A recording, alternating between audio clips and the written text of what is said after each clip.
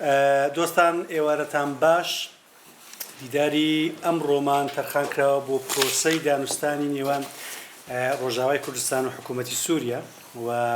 هەروە و هەڵبژاردنەی کە کرا هەڵبژاردننی ئەنجومەنی یاسادانان. ئێمە بۆ ئەم دیدارە سێ بەڕێز قسەمان بۆ دەکەن. دکتۆر عومەر نورەدینی کە ئەندامی خولی سێمی پەرلەمانی کوردستان بوو، مامۆستای زانکۆیە تەڵعان کە ڕوانگەی خۆی بۆ ئەم هەڵبژاردنە دەخاتە ڕوو و هەندێک پرسیار هەیە دیانوروژێنێ و ڕەنگە وەڵامیشمان دەستکەوێت کە ئەنجومەنە چەند بە شێوەیەکی دیموکراسیانە هەڵبژێراوە و ئەو خوێندنەوەی کە خۆی هەیەی بۆ ئەم وەزعی کە ئێستا هەیە لە کوردستانی سووریا لە قامشلیان لە دیمەشقەوە دکتۆر فەرید سعدونمان لەگەڵێ مامۆستای زانکۆ و لێکۆڵەر و ئەو خۆی لە زۆر لەو کۆبوونەوانی کە هەبوون بەشدار بووە هەر بەم دواییە سی گروپ لەگەڵ سی گروپ دانیشتوون لەگەڵ حکوومەتی ناوەندی و کۆمەڵێ با بڵێین زانیاری یان قسەی پێ کە جددین لەسەر ئەو وەزعی کە لە سووریا هەیە. هاوکات کاک ڕۆستەم مەحموودمان هەیە کە نووسەر و توێژەرە و هەڵسەنگاندنێک دەکات بۆ سەقامگیری لە دۆخی ئێستای کوردستانی سووریا. جامە 20 دقیقە دەدەین بە هەر کامێکیان دوایش دەرگای کۆمنت و پرسیار دەکەینەوە. لە دکتۆر عومەر دەست پێ دەکەین. کارتان باش. زۆر سوپاس بۆ کاکسەرۆ بۆ ئەنستیتۆ کە ماوە کۆمان دەکاتەوە و دەرفەتی گفتوگۆمان بۆ دەڕەخسێت. ئەوەی لە سووریا دەگوزەرێ گرنگە، چونکە تا ئەو لەحزەیەش لە دوای ڕوخانی ڕژێمی ئەسەد لەوێ لە قۆناغی بیناکردنەوەی دەوڵەتدایە. جگەل لەوە هەر بۆ سووریا گرنگ نییە، بۆ ڕۆژهەڵاتی ناوەڕاستیش گرنگە، بۆ ئێمەش گرنگە. ئەگەر ئاوڕ لەو لە مێژوو بدەینەوە، سووریا و عێراق هەردووچیان دوو نیشن ستەیتن کە دوو دەوڵەت نەتەوەن کە لە حەربی عالەمی یەکەمەوە لەدایک بوون. هەردووچیان بە سیستەمی سیاسی پاشایەتی و دواتر جمهوری و دیکتاتۆری و تۆتالیتاری داڕۆیشتوون. بۆ گۆڕان لە ڕژێم لە هەردوو لە پەنابردراوە بۆ کودەتا و ئینقلاب، پەنابردراوە بۆ شۆڕش و ئینتیفازە، واتە ئەگە دەرفەتی دیموکراسی نەبووە گۆڕانکاری لە ڕێگای توندوتیژی شۆڕش گێڕانەوە. ئەم گۆڕانکاریانەی لەوێژ بوون بە تایبەتی ڕوخانی هەردوو ڕژێمیش پەیوەندی ڕاستە خۆی هەبوو بە بیئەی ئیقلیمی و بیئەی دەولیەوە. بێشک ئەوەی لە عێراق گوزەرا تەئسیری لەسەر سووریا هەبوو، ئەوەی لەوێش دەگوزارێت تەئسیری لەسەر ئێرە هەیە. بە تایبەتیش بۆ ئێمە وەکو قوارەی سیاسی هەرێمی کوردستان و بۆ گەلی کوردستان و بۆ نەوتەوەی کوردیش بە تایبەتیش لە ڕووی پێکاتەوە گەلی سووریاش و گەلی عێراقیش فرەنەتەوە و فرەمەسەب و فرەناسنامەیە. دەشبینین ئەو تەحولاتەی ئێستا لەوێ هەیە پێش ئەوەی دەستوری عێراق دەربچێ دەبینی لە عێراقیش هەبوو. ئیتر فۆرمی دەوڵەتی مەرکەزی پێدەچێت لەوێش بەسەر چوو بێت. ئیتر بە دوای فۆرمێکی تر لە دەوڵەتدا ئەنجا لە چیدا خۆی دەبینێتەوە و ئێستا لە تەحولدایە. لە سەرەتای ئەم مانگە لەوێ سڵتەیەکی تەشریعی تازە بە ناوی مەجلیسی شەعب بە ناوی ئەنجومەنی گەل پێکهێنرا. سەرەتا گرنگە بزانین پێکهێنانی ئەم ئەنجومەنە لەکوێوە هات. نزیک 11 مانگ بە تایبەتیش دوای ڕوخانی ڕژێم لە یەکەم ئیعلان و بەیانی سەرکەوتنی شۆڕشە لەوێ کە ویان ئیعلان کرد مەلامحی ئایندە دیاری کرا، بە تایبەتیش هەڵوەشانەوەی دەوڵەتی پێشوو، ئیتر سوپا و حزبی بەعس و قواتی ئەمنی و دواتر بۆ مەرحەلەی ئینتیقالی هێڵە گشتیەکان دیاری کران ئەمە لە کۆتایی مانگی 12 ساڵی ڕابردوو دواتر لە مانگی شوباتی ئەم ساڵە لەوێ بەناو مؤتەمەرێکی وەتەنی بوو لەوێش ئیعلانێک کرا لە سووریا لەوێشەوە قسە لەسەر ئەوە کرا کە تەکید لەسەر ئەوە کرا لەسەر وەحدە و سەلامەتی شەعب و خاچی سووریا دواتر عەدالەتی ئینتیقالی هەروەها دامەزراندنی دەوڵەتی مواتەنە و کۆمەڵێک پرینسیپی لەو شێوەیە دوای ئەوە لە مانگی 3 ئەم ساڵ ئیعلانی دەستوری کرا لە ئیعلانی دەستوریە فۆرمی سیستەمی سیاسی بۆ سووریای نوێ وێناکرا داڕێژراوە لەناو ئیعلانی دەستوریە ئەگەر سەیری بکەین ئێمە هەویەی بە شێوەیەکی عام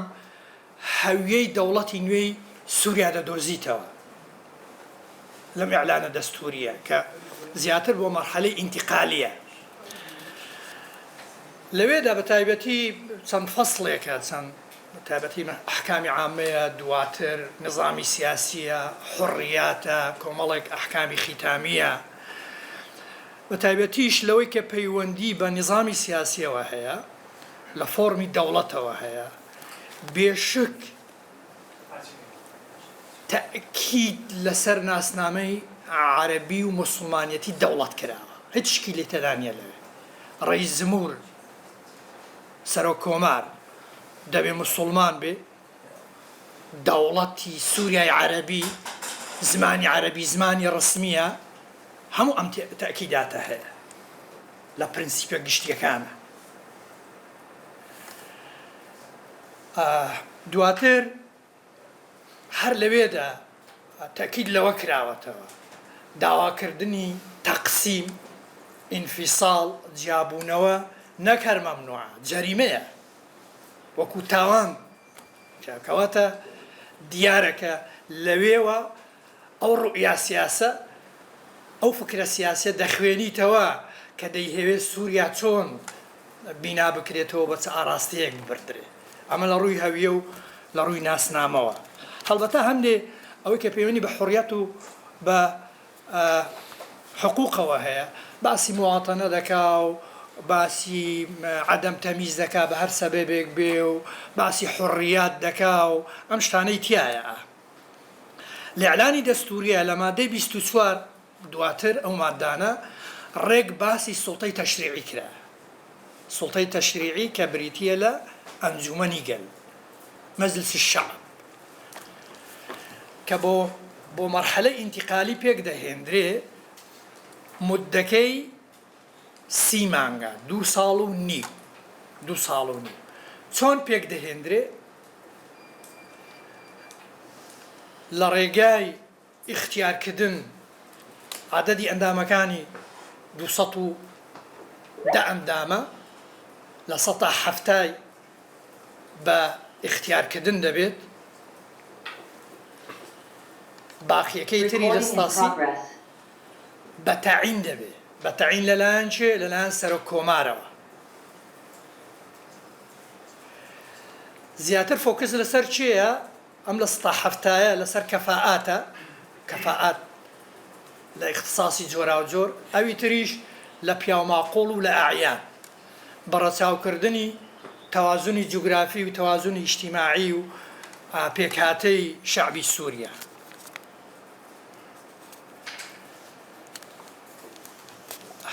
هەروەها لەوێدا دەسەڵات دراوە بە سەرۆک کۆمار کە لیژنەیەکی باڵای هەڵبژاردن پێک بهێنێ خۆی بە تەعین پێکیان بهێنێ دواتر ئەم لیژنە باڵایە لیجانی فەرعی پێک دەهێنێ مەناطقی ئینتیخابی بە گوێرەی محافەزات و پێکاتەی ئیداری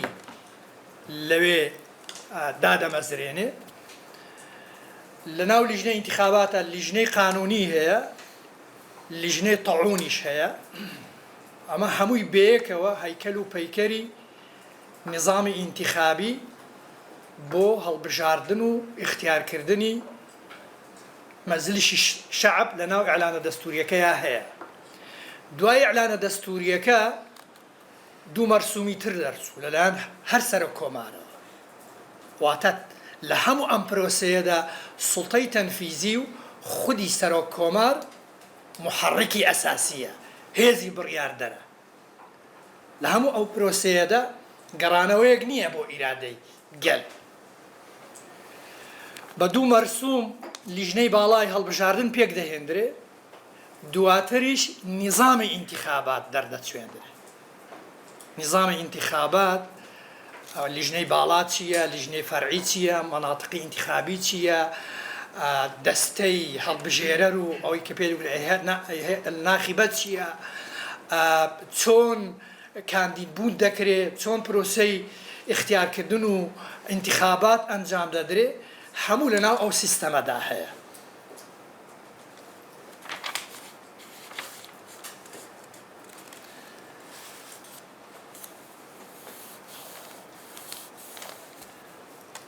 ئەم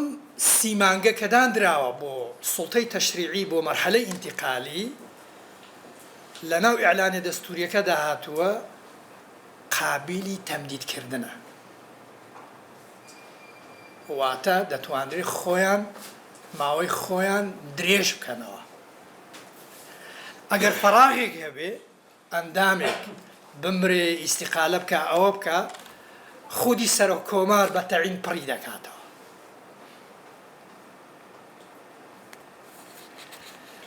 لە پرۆسەی کاندیدبوونە، لە پرۆسەی دیاریکردنی ئەندامانی دەستەی هەڵبژێرەرە، هەموو ئەمانە موافقەتی لیژنەی باڵای دەوێت. لیژنەی فەرعیش ناتوانێت بڕیار بدات. لیژنەی باڵای ئینتیخابات کە بە تەعین لەلایەن سەرۆک کۆمارەوە دانراوە. طبعا لە پێنجی مانگ ئەم پرۆسەیە ئەنجام درا. ئێستا سوڵتە تەشریعیەکە هەیە. ئەگەر کەمێک بە زمانی داتا قسە بکەین، تقریبا 61 بازنەی ئینتیخابات هەبوو، لە 49 ئەنجام دراوە، لە 11 تەئجیل کراوە مەناطقی دائیرەی ئینتیخابی. 7,000 عەزووی هەیئەی ناخیبە دیاری کراوە. ئەمە چۆن دیاری دەکرێت؟ ئەمە بە ئینتیخاب نییە بڵێ هاوڵاتی بچێت دەنگیان پێ بدە. لیجانی فەرعی اختیاریان دەکات. چۆن اختیاریان دەکات؟ مەنتیقەیەکی ئینتیخابیگەیە کورسی هەبێ، فی 50 دەکەی، دەبێتە 50 ئەندامی هەیئەی ناخیبە. هەمووی کۆکراوەتەوە بۆ تۆ نزیکی 6,000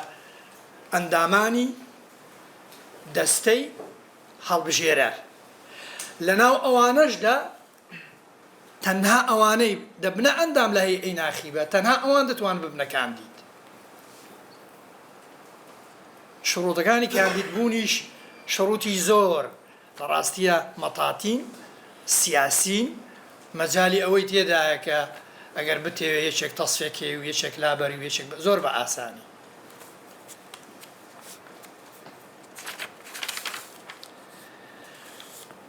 لەو 200 ئەندامە کە 140یان دەبێت بە هەڵبژاردن بێت و 70یان بە تەعین بێ لەلایەن سەرۆک کۆمارەوە، 119یان ئێستا هەڵبژێردراوە لە 140ەکە. 21یان ماوە لە هەندێک مەناطقی ئینتیخابی محافەزات کە نەکراوە، لە حەسەکە، لە ڕەقە، لە سوەیدە، ئەوەی کە پەیوەندی بە کورد و بە درۆزەکانەوە هەیە، تەئجیل کراوە. 1000 لەناو هەموو ئەو ئەندامانەی وەکو ئەندامی هەیئەی ناخیبە دیاری کرابوون لەو 6,000 کەسە، 1578 کاندید هەبووە. 1578 کاندید هەبووە. لەو 119 کە بە هەڵبژاردن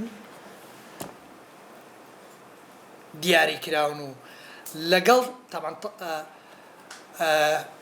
دەسەڵاتی تەزدیقکردنی ئەنجامەکانیش لە لای سوڵتەی قەزایی نییە، ئەویش هەر لە لای خودی سەرۆک کۆمارە. سەرۆک کۆمار سوڵتەی تەنفیزی خۆی تەزدیقی ئەنجامەکان دەکات، لەگەڵ تەزدیقی ئەم ئەنجامانە 1990 کە 21 ماوە باقیەکەی تری ئەم هەفتایەش بە تەعین دیاریان دەکات. لەو 1990ە 111یان عەرەبن، 4یان کوردە، 4یان تورکمانە، واتە لە 93 عەرەبە، لە 3 شتێک کوردە، لە 3 شتێک تورکمانە. 113یان پیاون، ئەوی تریان 6 ئافرەتە، لە 195 پیاوە، لە 105 ئافرەتە. هەرچەند لە ناو سیستەمی ئینتیخاباتە هاتووە لە ژمارەی ئەندامانی هەیئەی ناخیبە دەبێت لە 120یان ئافرەت بن، لە 120یان ئافرەت بن، بەس لە عەمەلیەی ئینتیخاباتە 6یان دەرچوون.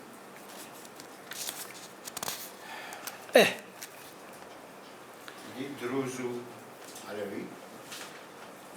عەلەوی بەڵێ مەسیحی 1، ئیسماعیلی 2، عەلەوی 3. طبعا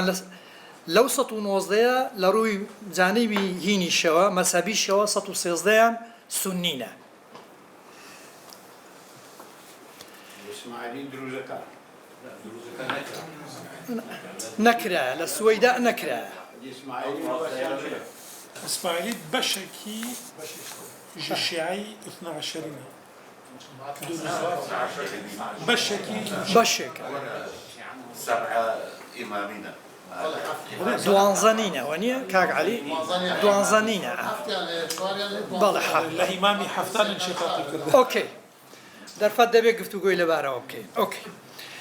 ئێستا ئەگەر ئێمە بین خوێندنەوەیەک بۆ پرۆسەکە بۆ مەجلیسەکە بکەین لە چێو دەتوانین ئێمە هەندێک ئیستنتاجات وەربگرین. یەکەم ئەوەی کە ئێمە لە حەزەمان کردووە خودی پرۆسەکە و پێکهێنانی ئەم سوڵتە تەشریعیە بۆ مەرحەلەی ئینتیقالی لە ڕاستیدا تەجسیدی ئیرادەی نخبەی سیاسی دەکا نەکی میلەت، چونکە ئەوەی کراوە لەوێ ئینتیخابات نییە، هەتا لەناو نیزامە، لەناو نیزامی هەڵبژاردنە بە تایبەتی لە پێکهێنانی هەیئەی ناخیبەیە باسی ئیختیار دەکات نەک ئینتیخابات. هەر بە مستەڵەحیش معلومی جەنابتانە کە جیاوازی زۆر هەیە لە نێوانی ئیختیارکردن لەگەڵ ئینتیخابکردن. بۆیە ئەوەی کە کراوە تەعینە نەک هەڵبژاردن، بەشێکی بەڕاستە خۆ تەعین کراوە لە 130 کە 7 ئەندام دەکات خودی سەرۆک کۆمار بە تەعین ئەمریان دەردەکە، باقیەکەی تریشی لە ڕێگای هەیئەی ناخیبەوە کە لیجانە فەرعیەکان بە موافقەتی لیژنەی باڵا کە سەرۆک کۆمار دروستی کردووە ئەندامەکانی دیاری کراون و هەر ئەوانیش بۆیان هەبووە دەنگ بدەن بە مڕەشەحەکان. خەڵک بۆی نەبووە دەنگ بدا بە مڕەشەحەکان هاوڵاتی، واتە لەسەر ئەساسی مواتەنە نەبووە.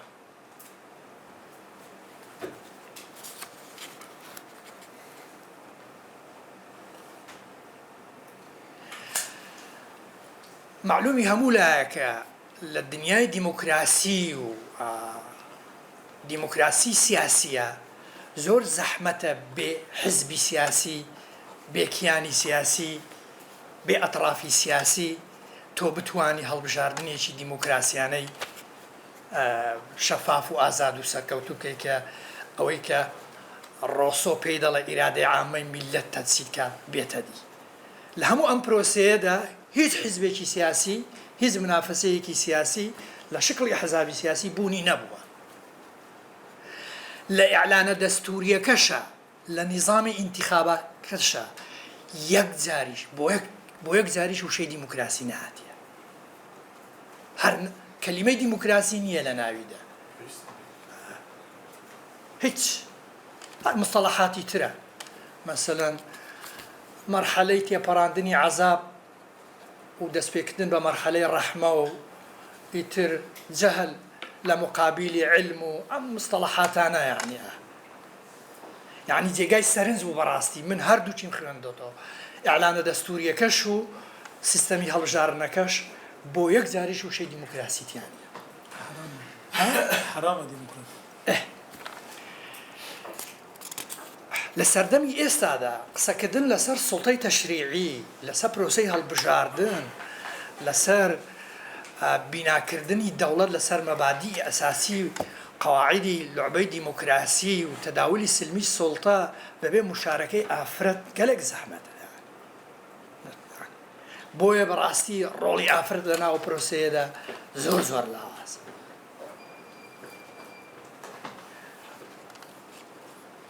طبعا ئەوان پاساویان هێناوەتەوە بۆ ئەوەی مەرحەلەکەی ئینتیقالیە کێشەی داتایان هەیە ئەحسایان نییە ئامار نییە ئیستیقرار نییە سەیطرەی حکوومەت بەسەر هەموو مەناطیقدا نییە وا لەوێ مەسەلەن لە حەسەکە و لە ڕەقە وەزعێکی تایبەتە لە سوێدا وەزعێکی تایبەتە هەموو ئەو پاساوانیان هێناوەتەوە بەڵام خۆ ئەگەر سەیری کەین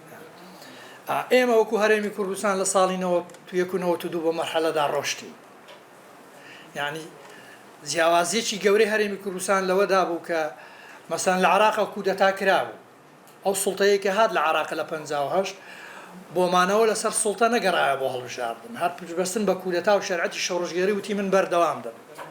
بەڵام هەرێمی کوردستان گوتیان نا ئێمە هەوڵ دەدەین گەڕینەوە بۆ ئیرادەی گەن ئەو کاتیش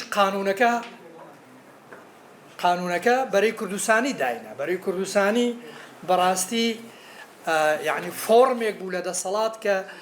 لە شەرعەتی شەڕۆژگەریەوە هاتبوو ئەویش لەلایەن خەڵکەوە هەڵنەبژێردرا بەڵام قانونەکە دەرچوو کێشەی داتاشمان هەبوو عەدەم ئیستیقراری سیاسیش هەبوو تەحەدیاتی گەورە هەبوو ئاتۆپەکانی ڕژێم ئەگەر بەهاویژرابان دەگەیشتە هەولێرە ئەوەندە تەحەدیاتی گەورە هەبوو بەڵام هەر گەڕانەوە بۆ ئیرادەی خەڵک بە هەموو کەم و کوڕیەکانیشەوە بۆیە ئەوانەی کە لەوێ ئەو پاساوانە لەباری واقعیەوە مشکلە هەیە بەڵام ناکرێ بڵێ ئەمە پاساون بۆ ئەوەی کە خەڵک بەشدار نەبێت لە پرۆسی هەڵبژاردنە هەڵبژاردنەکە هەڵبژاردننی هاوڵاتی نەبێت تەواوە یەک دوو خاڵم ماوە بە خێرایی باسییان دەکەم طبعا لەوێ ئەوەی کورد و دروست بەشدار نین ئەمە نەقسێکی گەورەیە و دوایان خستووە تەعجیل کراوە ئیتر لە داهاتوودا بە تایبەتی مەهامی وەکو لە ئیعلانە دەستوریەکەدا هاتووە مەهامی ئەم سوڵتە تەشریعیە مەهامی زۆر گەورەن بەڕێزە یەکەم ئیش لە ئامادەکردنی دەستوری دائیمی دەکا دوو قوانینی پێشوو دەتوانێت ئیلغا بکاتەوە قوانینی تازە دابنێ عەفوی عام دەربکە بودجە بۆ وڵات دابنێ بە سەیری کە یەکێک لە مەهامە ئەساسیەکانی سوڵتەی تەشریعی چییە؟ ڕەقابەیە لە هیچ شوێنێک باسی ڕەقابە ناکات هیچ تەنها دەڵێ کۆبوونەوە ڕێک دەخا بۆی وەزیرەکان بچن لەوێ قسەی خۆیان بکەن و ئەوانیش گوێیان لێ بگرن یعنی نەقسێکی هەرە گەورە لە پێکێنانی ئەم سوڵتە تەشریعی ئەوەیە کە سیفەی مراقەبەکردنی سوڵتەی تەنفیزی حکوومەتی بە هیچ شێوەیەک باس نەکرد تیانە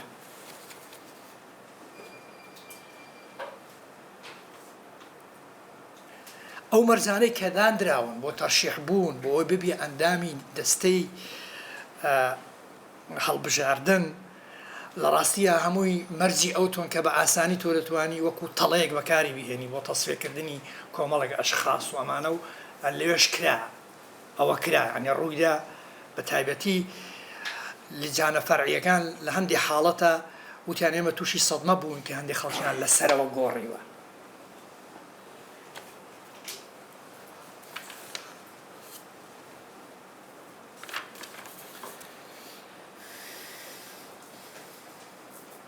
کەواتە لە ڕاستی ئەم سوڵتە تەشریعیە کە لەوێ لەدایک بووە بە هیچ شێوەیەک لەگەڵ مەبدەئی تەوازن و تەعاونی نێوان سوڵتات و مەبدەئی فەسڵی سوڵتات لە نظامی دیموکراتیا یەک ناگرێتەوە خلاصەی کەلام ئەمە مەجلیسی سوڵتەیە مەجلیسی شەعب نییە سوڵتەی تەشریعی بۆتە پاشکە و ملحەقی سوڵتەی تەنفیزی مەهامەکانیشی وەکو باسم کرد مەهامی گەورن بۆیە بە تایبەتی لە مەسلەی ئامادەکردنی دەستووری دائیمی حەقمان ئەگەر بڵێین دوودڵ بین نیگەران بین دڵنیا نەبین لە ئایندەی سووریا و ڕوبەڕووی مەترسی زیاتر ببێتەوە سووریا. زۆر سوپاس. زۆر سپاس. سپاسیا هەموو بەشداراتکەم و سپاسیا دکتۆر سەرۆقادرتکەم بۆ بێ خوێندنانێ یانێ داوایەکەش بۆ شیرۆڤەکردنا حالی سیاسی ئاناکا سووریەدا و دانوستاندنێ ناوبەرە کوردادا یعنی هێزیان هەسەدێ و ڕێبەبەریا خۆسەر و دەوڵەتە نوهاتی دامەزراندن شامێ لەسەر بێ خاڵەهانێ یعنی بەڕاستی دەستپێکێت یعنی سووریا وەکە دەوڵەت حەتانی ئاناکە نەبووی دەوڵەتە مؤسساتە یعنی حەتانی ئاناکە سووریا یعنی برێدە دچێ شێوەیەکە فەردی یعنی کەسن هەنێ وەک دەستەیە تەحریر الشام ئەو یا ئاگە دەستی خۆدانیە سەر هەمێ یعنی شێوەیەن دەسەڵاتێ هەموو جۆرەیان دەسەڵاتێ سووریەدا و حکوومەتێک هاتی دامەزراندن ئەو حکوومەتە هانێژێ هەر وەزیرەکێ وێنە وەزیرێ وانە بهتر وەزیرن شەکلینە ژبەر ئێگ ویزارەتێ برێ بەدەدە یەک هەیناوینا شێخە ئەو تم دە ویزارەتێ دڕونشتی بریارە ئەول و داوی ژویناڕەیە ئەو بریارە بستینە و ئەو یا بهتر یعنی ئێگ کارە هەموو کاروبارێ ویزارەتە گدێ دەیە برێ بەدەدە جالکی دب يعني حتى روجا إيرو سوريا دولتها كبي برلمان يعني ما مستل سر دامزل عندنا برلمان والبجارتين برلمان باش أخذي يعني برلمان أنا كاجي قتة أفكرن يعني بريفة دتشة وين برلمان كرواب وين شرعي جبر نبه البجارتنا دركتيه يعني برلمان هاري ترين وينا يعني كسين أن قبول أندام ده برلمان ده بشوية نروا ديان برلمان بهتر يعني هم كارم بيجن هر يك يعني بشجريك بناها هو يعني عليهن كابهات دانين وش عليهن كابجهات دان فيش وبو أندام برلمان جبوق يعني أب وكم بيجن شاشتي ده غلطة بتشبه وحفتي جباب أندامانا ويسروك برلمان وانا تعيين بك مش حتى أنا كجاني برلمانيا جبر كنا برلمانك جبر يعني بردست ودنقداني ملتها هاتي دا مزرعندن يعني حتى أنا كملتي سوري ليت نارا وك برلمانك تايبت مدية كويناي هي جريداي بدستيا تحرير الشام وكسم سر دستيا تحرير الشام فالدولة أنا كوصاي جنبين سر دانوستاندن دا برا بحكومتي وكرداده يعني دستپێکێ دەماگ ئێریشێن دەستە تەحریر شام دەستپێکر بناوێ ئۆداگ هات ئاواکردن ڕەت العدوان هنا ماها دوازدا دەبوو هەردێتنەکە چێ بوو ناوبەرە يعني زێدی ئالیەکی بە يعني هەسەدێ و تورکی و ئەمریکی و ئەو گروپە ئەزەمات الدولية و دەستەیە تەحریر شام يعني دەبەرێن ڕقایە هات دەرخستن ئەو دوی شاغید يعني وەکە يعني بيجن هماهنگيه كدنا برا وانا تشيبو تيگشتنا كدنا برا وانا ده تشيبو شر در نكدنا برا دستيا تحرير الشام وهزن هسديدن يعني وقت يا اخو يعني كرنجي جماعه دوازداد سالا شوي حتى يروجا ايرو نيزي يازدما هات شيبو براسيجي يعني او تيگشتنا برا حرد والياده بردوام يعني شر برا دستيا تحرير الشام وهسديده تشينوين لی اب ایریشن خواجهی کتنا برا هزن حسده و ملیسیم سر ترکیه و او مجارک کردنه یعنی بابتا که دناویا کتن دانوستاندن آدم دسپیکه يعني پشتی که دسته تحریر الشام يعني بود سالات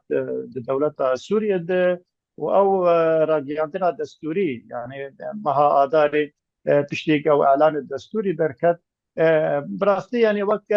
يعني ام بيجي وقت صدماك وجملات الكرد را وش حمد يعني بيكات سوريا دوي اعلان الدستوري ده تخالوا بند سر ما في كردال سر ما في درزيا ما في علوية يعني شيء كم الولاد نرم بيكاتن يعني كمترين جمار بسوريا ده تما في وانا ده اعلان الدستوري ده نعرفه يعني كلام لا حرمه بردوان تشتي يعني قشبينيه كاتشي ده او قشبينيه هنج اذاكري بو لسر دانوستان دنيا نابرا ريفريا خسر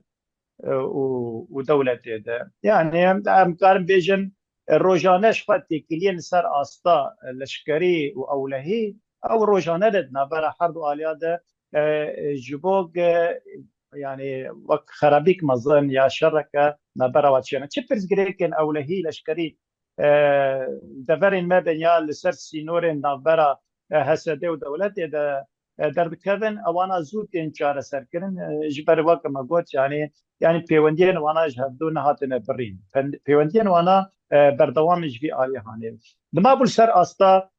سياسي سر أستا سياسي براسي حطاني أنا كا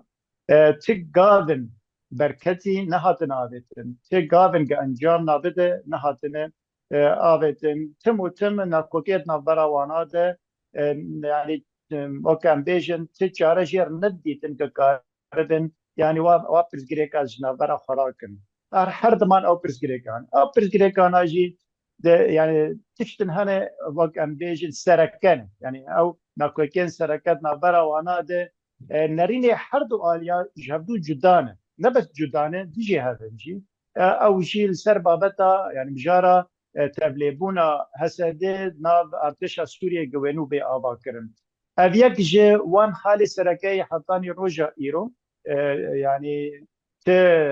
تنرينا كجبوغ افرقرق بيچاره سركن جيرنا هاتيه ديتن هر دمينن تبيني هنا بس بشخري هنا يعني تشتن هنا داتين السر مساقف توقوي حردو علي الهبدو قهدار ذكن لي حردو علي جي خطابندي نريني خود بينن هسه دي الخد نروك هزة كسركية دسوري دو باراستنا دغرك جغرافي برفره كريد سوريا دو قالك تيخات تبلي وينانم تخوازي وكا يعني وكا هزة يكبوي تبلي ارتش سوريا ببه ودولة جي فينا قبول ناكو دولت لدنا أبيعوي مترسيك لسر بيشروج عوانات شكلي يعني أبهزة سركة وبفي زانبونا عسكري وأمني وأنا رجعت بخواز بانقلاب كراب الكاري يعني الدصالات بدخوار جبرولوجي يعني جلك ترس لجم دولتي هي دما قبول بك ويتشاوى هزن هسدي وك هزك يكبوي تابلي دولتي بوارتشا سوريا ببان عليك ده و يعني ناكوكا سركة يعني ناكوكا سركة نبرة حرب آليات أوجي مجارة شكل الدولة يعني بدولة شواب هذا دستيا تحرير الشام لبنى روي دولتك نافنديدة وحمد بكات عند نافادج كرد ونرينا هسدي ونرينا أنا كسي أنا قادم دولتك فيدرالية نافنديدة لبدك يجي برسجريكا كج عليه هسدي قدا هي اسدي جي ناين سر زمان اب نانافنديا نافلي بكن نانافنديا ديمقراطي خالو بندي وينات شنو يعني نانافنديا ديمقراطي اب مصطلح هاني فلسفه سياسيه تشنو براستي او شخر با مصطلحات دبهجرين او انا دردخل نانافنديا ديمقراطي يعني لغور نرين اكاديمي زانياري ولو انا ابشتاينها كسك سر نخبت يعني تبي ناسيتي تسنية جبرولوجي يعني اب ياجي بخالك خطاني روجا ايرو چارا سركن جرنا هاتي ديتن دمي داويد يعني دانوستاندن تشيبو نما زاد في مها داويد بشتي فشارنج عليه امريكا وج عليه تركيا و حطانج عليه دولتين عربيه وك السعوديه وامارات وقطر واردن بس وردانا كوانا يكسر دبا دانوستاندنا ده هابو نمازا يعني امريكي وترك بس وردانا ك يعني يكسر مباشر دبا دانوستاندنا ده هي خانچار دیتن انگلیسی کایل هفدو بکن اجبرولوژی يعني جنرال مظلوم عبده دروجة نزلاندنا هزن هسده در کت سر میدیای و خبر دا گوت يعني ام آمدنه ام بگین وکا هفهاتنا که رکفتنا که تگشتنا که اورته دم بگین هفدو بيوينا زهاد كوبانه سرك يعني مسده سروك تكلين مسده او يا داخل يعني كنا جواجا وتنازلات هذا يعني نبس انه امني زكايل هبدو بكن فيش حرضوا على عاده هذا يعني جو شرط مرجع خوا داخل كان بك قام قاربا للنيدي ري ام بيجين هبدو شبوك افري كفتن هذا السرين خلاص سيا اج حطاني روجا الى جاراك جير نابين كشبو جيب اواري كفتنا ده اداري ركبتنا ده اداري جين يعني دويري كفتنا هني ده براستي ملتي كرد بخوجي ناراضي بو جبال يعني او خالك قولو اشكره بنانا بنديه وبما في كرداد سوريا ده وقت هاتا كسركات سوريا ده نهاتي داني يعني تشتاق دانينا يعني جواكا كردي كمالا كردي سوريا ده او یا يعني بشكه جواكا سوري قشتيه لنهاتي خياني كرن ام بشك انجبه جواكا سوري قشتي وما في ما تشبه طيبت من ديما وتشبه وتشي يعني بيناسي بما في كرداد سوريا ده سر يعني سر تشب بنجهي نابنديه بنجهي كي نابنديه اف خاله هانيج حطاني انا كا نهاتي شروع بكرن نظره هسدي ودولتي لواقع مقوات يعني بشتين فشارين ناف دولتي تشيبون وفشارين امريكي وتركي سروانا تشيبون حطاني الشرع بخوا يعني سروك سوريا ذا كسر تلفزيون سوري بخوا وقلت آمدنه جواب بيناسيا ك ب تايبت مندية ك بالدفرين كردي سوريا ده ام جارة يكمينة سروك كمارة كي سوريا ينسر زمان دفرين كردي يعني وقت اشتكي هات اقرار كرن دفرن كردي دي سوريا دهن او دفرن كردي بن ظلم هكي دابون او ظلم هانيت بي سروانا بيرا كرن واف دفرن هانيت بي تايبت مندية كواناي كردي هذا او تايبت مندية هاني شي لغورج دولت ليد مرة وشيروفات كنت بيجن يعني ما في كردا ما في روشنبيري بجواكي ما في سياسي زمان كردي لزمان كردي وتش أصله ده يعني هفديتني ماي روجانه بوانا از دمشق ما هفديتني لو يكسر ده حكومة إرلبي ده كسر أصلاق بلن بالدستة سياسية وبمكتبة سروك سوريا يعني الشبه تيجي جباتك أو صاحبه بمكتبة سروك دبيجن يعني أمي تناسيه كر زمان كردي بكن ليه نزمان كي سركب سوريا نزمان الديامين ده وكان العراق تشتتني ساندن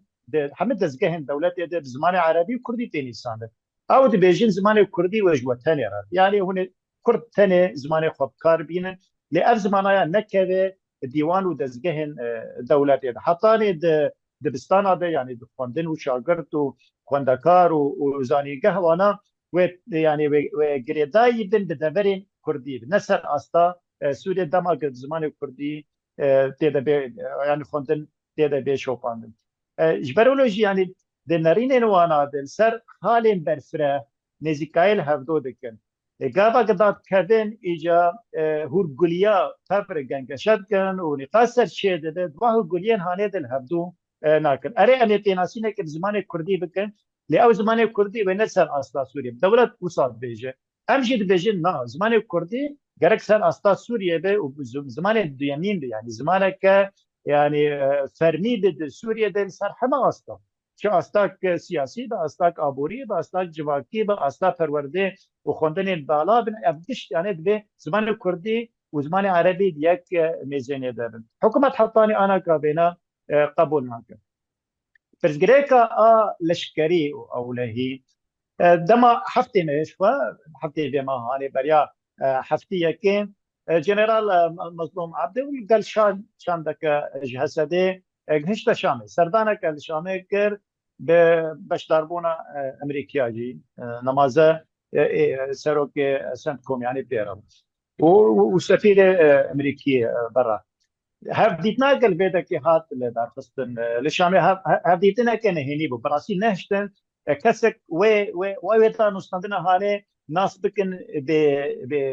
بانجام وينات شبون يعني جيان تشي بريارا جيان تشي تيجشنا برا حرب عاليه ده تشيبو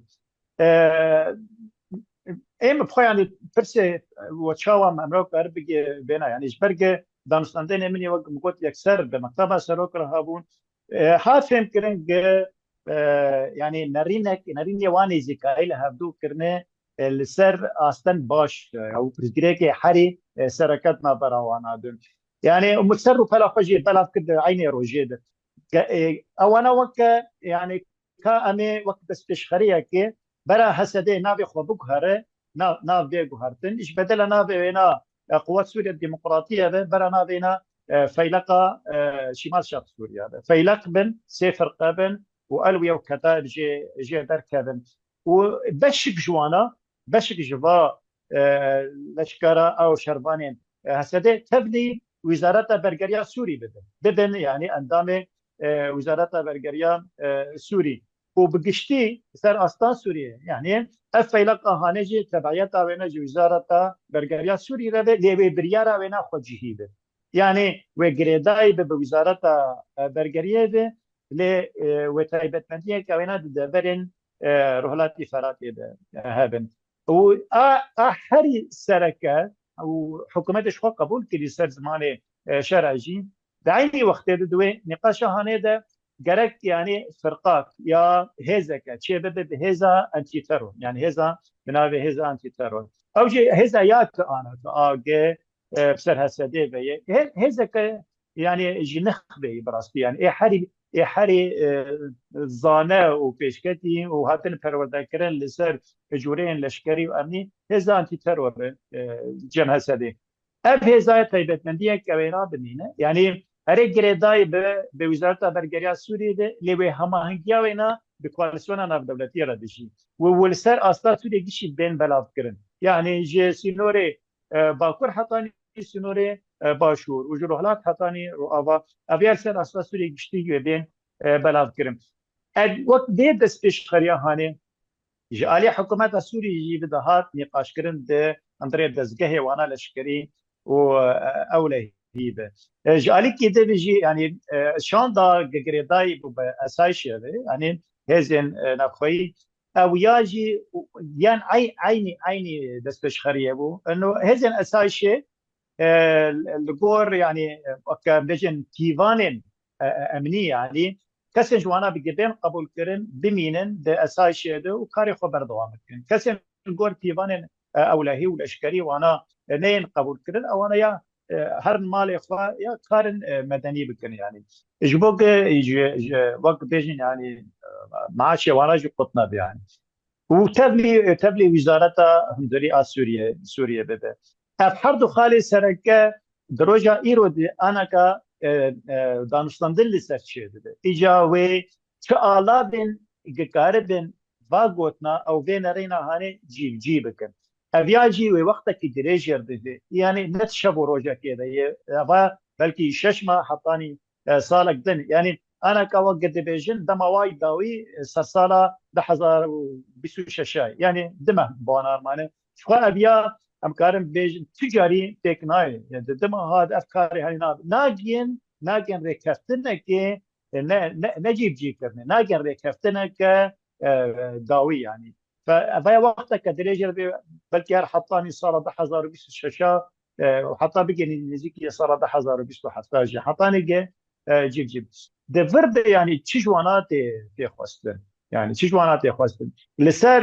لسر خالن دي فيبن كان دانستان لسر جا خالن هجلين وانا يقري دا ما في كردابه يعني ما في كردابه شلو بي دكتور جورج ايوه بس 2 دقائق ترمان هيك كانت ديسكونكت او ده بتشري قطع ده خطك جاء قال له 2 دقائق بتواني هاوكاري مام كيما من الدبين تمام يعني سكارم داوي بيجن يعني داوي ده جبوك شركتنا برا هسدي وحكومتي ده شينا به برك ابشر شيء بحكومات جدزانه يعني دانوستان ده حكومتي بام دزانه دم شركتنا برا ما وهسدي ذكر ولي او شراوي بين يعني ويرفعنا حكومات سوريا كده وحكومات بهر في جبر يعني بريكي وينا يقول لك خراب عليه ابوري فنج عليه سياسي فنج عليه لشكري فنج عليه امنيه يعني حكومات حطاني روجا ايرو نأو حكومات بنجاها كشفر اضاء كري بسر اسطال لشكري وامني وابوري وجباكي وسياسي نقال بردوام بك قلت لك بالشركي بهزك يعني يعني قوة مزن يعني هزك الشركات سوريا دو بجدريا كان دولتي جرى حكومات زانت ناخواز پرتکوی شرحانه ده جبر و رفخاندنا حکومت ایتیدا دمات کوی شرحانه ده جبر ولجی دريج دكن با دانستاندنين هاني اللي حطاني روجا ايرو يعني دنارين امده تري كفتن تنيه امكارن بينجن تيغشتن نافرا وانا دي تشيد بو دسبشخريان تشيد ver حطاني انا كاجيب جي نبونه وحطاني انا كاجي لسر هو جوليان وانا لهدو نكرنه يك جوانا جي ما في كردا سوريا ده افجي جري دانه بشان ده هبش اگش کنفرانسي 26 نيسان دركت او شان ده هاني دي لسر ما في كردي دانستاندنا به حکومت یعنی هفدیتن جبو چارەسەر کنا پرکرێکا کوردی د سوریه ده اویاج ارکه او شاندا هەبەشی ئاگش کنفرانسی 26 نیسان القامش دەرکەتیه اویاجی هشتن قۆناغا دویەمین یعنی ئاناکا اول چارەسەرکردنەکە لەشکری ئەولەهی دەگەرن و جبو یعنی چارەسەرکردنا سیاسی گرێدایی دەولەتە کە ناوەندی یان ناوەندی يعني قناغا اول هي جريداي باستال شكري او لهيب وقناغا بيمين اجريداي بمافي كردارو وغاردنا كسي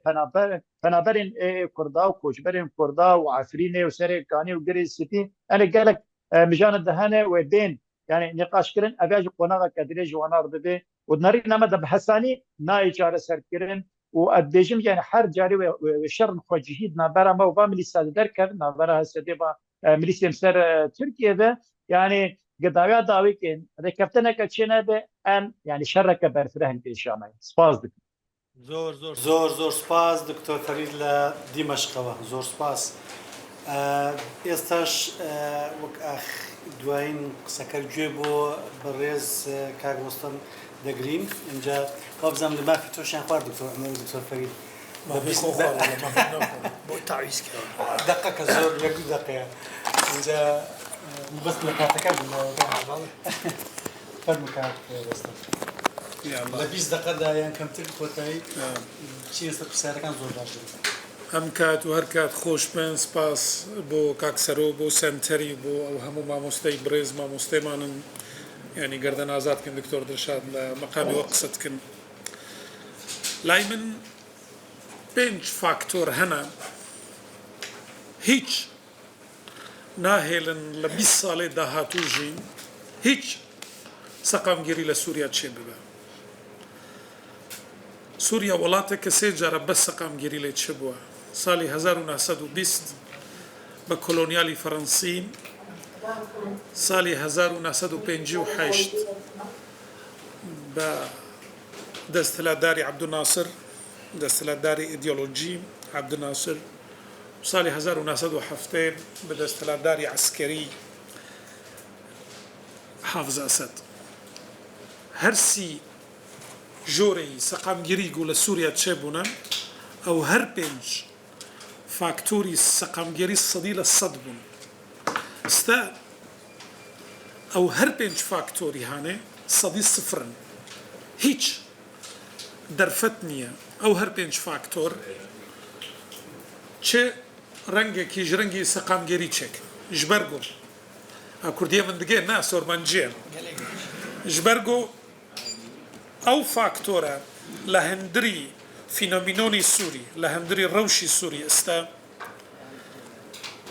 دژی هەبن ناکۆکی هەبن ینی سەقامگیری نەشەرتە هەوسەنگی چێ ببە جاران سەقامگیری چێت بەگاوا گۆ بەشەک بەشیدی تێک دەبەی لە سووریا نە هەوسەنگی چێت بەناوبەری وان فاکتۆران و نە شکەناندن ڕۆخستن چێ دەبە لە بەولۆ پێشەڕۆژی سووریا 20 ساڵی داهاتوو لە سەقامگیریکی درێژ هەیە و دنەرینی میدە ئەو زۆر باشە لە بۆ کورد تشتمان نییە وەکە کورد ئەلا گۆ سەقامگیر لە وڵاتان نەبە سەقامگیر تێت هەبە ماڵمان تێک دەچێ ئەو ڕای منەوە کاکسەرۆ گۆ دەرفەت هەبەوە بەڵاو نەکە یەکەم داخوازی ئەنتەلەکچوەلی دەستهەلاتدار ئەمڕۆ لە سووریا ئەنتەلەکچوەڵێک هەیە یەک داخوازی بکەی ئەوە بەس گۆڵی وینایە ئەوە بە تەنێ لە بۆ وینا ئەچیڤمەنتە تشتێکی دی نییە دەوڵەتێکی باسی ئیسلامی دروستکە بنظامێکی مرکزی هەموو کولتوری ئەو خەڵکی سووریا دەستەڵاتدار دکن ئەو تشتە ئێدی هەموو بکارئانینە پەرلەمان و مەرلەمان و مفاوەدات و ئەمریکا و ئیسرائیل و هەموو بەکارئێنینە لە داوی یەک ئەرمانجی هەیە دەستەڵاتدارێکی سونی توندرە و بەسەرکێشەی ئەو ئەحمەد الشەرع ئەو نخبەی گوندا ئەو نخبەی خەلکی کامپا بوون ئەو 13 ساڵ ئەوە عەلەویەی سووریای نوێ بن لە هەموو دەستگای دەوڵەت بن دەستگای دەوڵەت یعنی شکلی دەوڵەت هەبە ویزارەت و پەرلەمان و نازانم چه و ناوەڕۆکی دەوڵەت هەبە ئەوە ئارمان جیوای کۆتاییە لە ئەو ئارمانجا هیچ پێک نایە یارمەتی کەس نادەگۆ ئەو ئارمانجە پێک بێ یەکەم ئەو ئارمانجە دەستگەی دەوڵەت جێرە دەوێ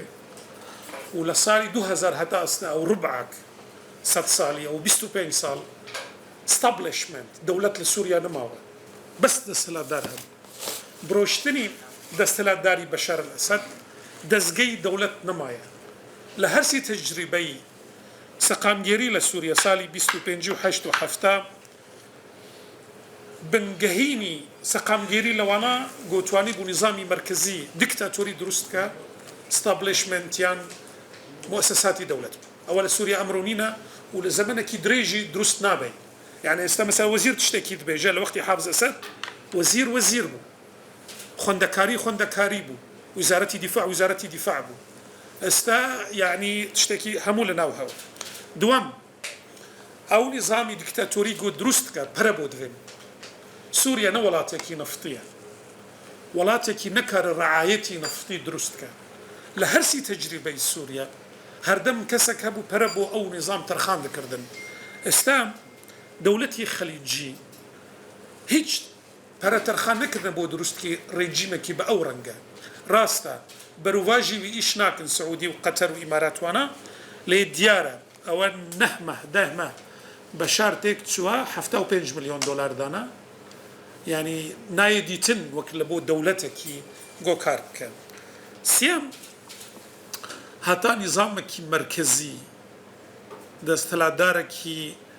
دەستەڵاتدارێکی دیکتاتۆر چێ ببن دەوێت تۆزێکی ئەو خەڵکی گۆ لەسەر وی ریجیمی کار بکەن ئەوە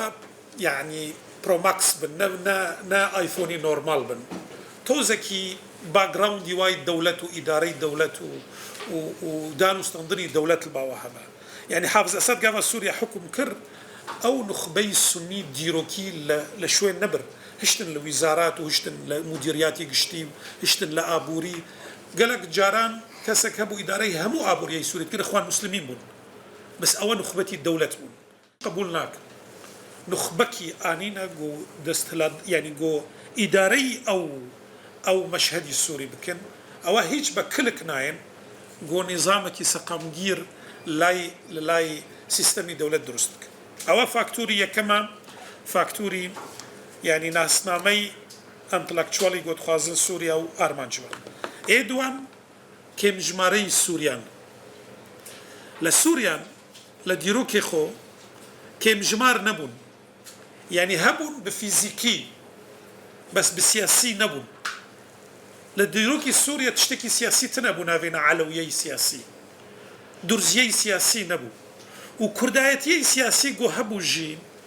نە لە دژی دەوڵەت بوو نە لە دژی سیستەم بوو مافخواز بوو ئەمە نە کوردی باشوور بوون ئەمە نە کوردی باکوور بوون ئەمە نە کوردی ڕۆژهەڵات بوون ڕۆژێک ژ ڕۆژان منە گوتی دوێ سیستەم وابە دوێ ئەمە شریکی وابن دوێ حوسەتی مەوابە دوێ زمان ماواب ناوان نییە ئەمە ئەڵێن تۆزەکی ینی ئەمە دەوڵەت تۆزێکی یارمەتیمان بکە زوڵمی زۆرمان نەکە ئەوە زۆر باش لە بۆ وێنە ڕۆژێک ژ ڕۆژان فاکتوری تەناقودی ئەدیەلۆجی سەر نەسنامە لە سووریا نەبوو هەردەم سونیەی سیاسی تەنێ هەبوو فرەنساژی سونەی سیاسی پێکتانی عەبدولناسرجی و حافظ ئەسەدجی دەوڵەت هەر دەوڵەتی عەرەبی سونە بوو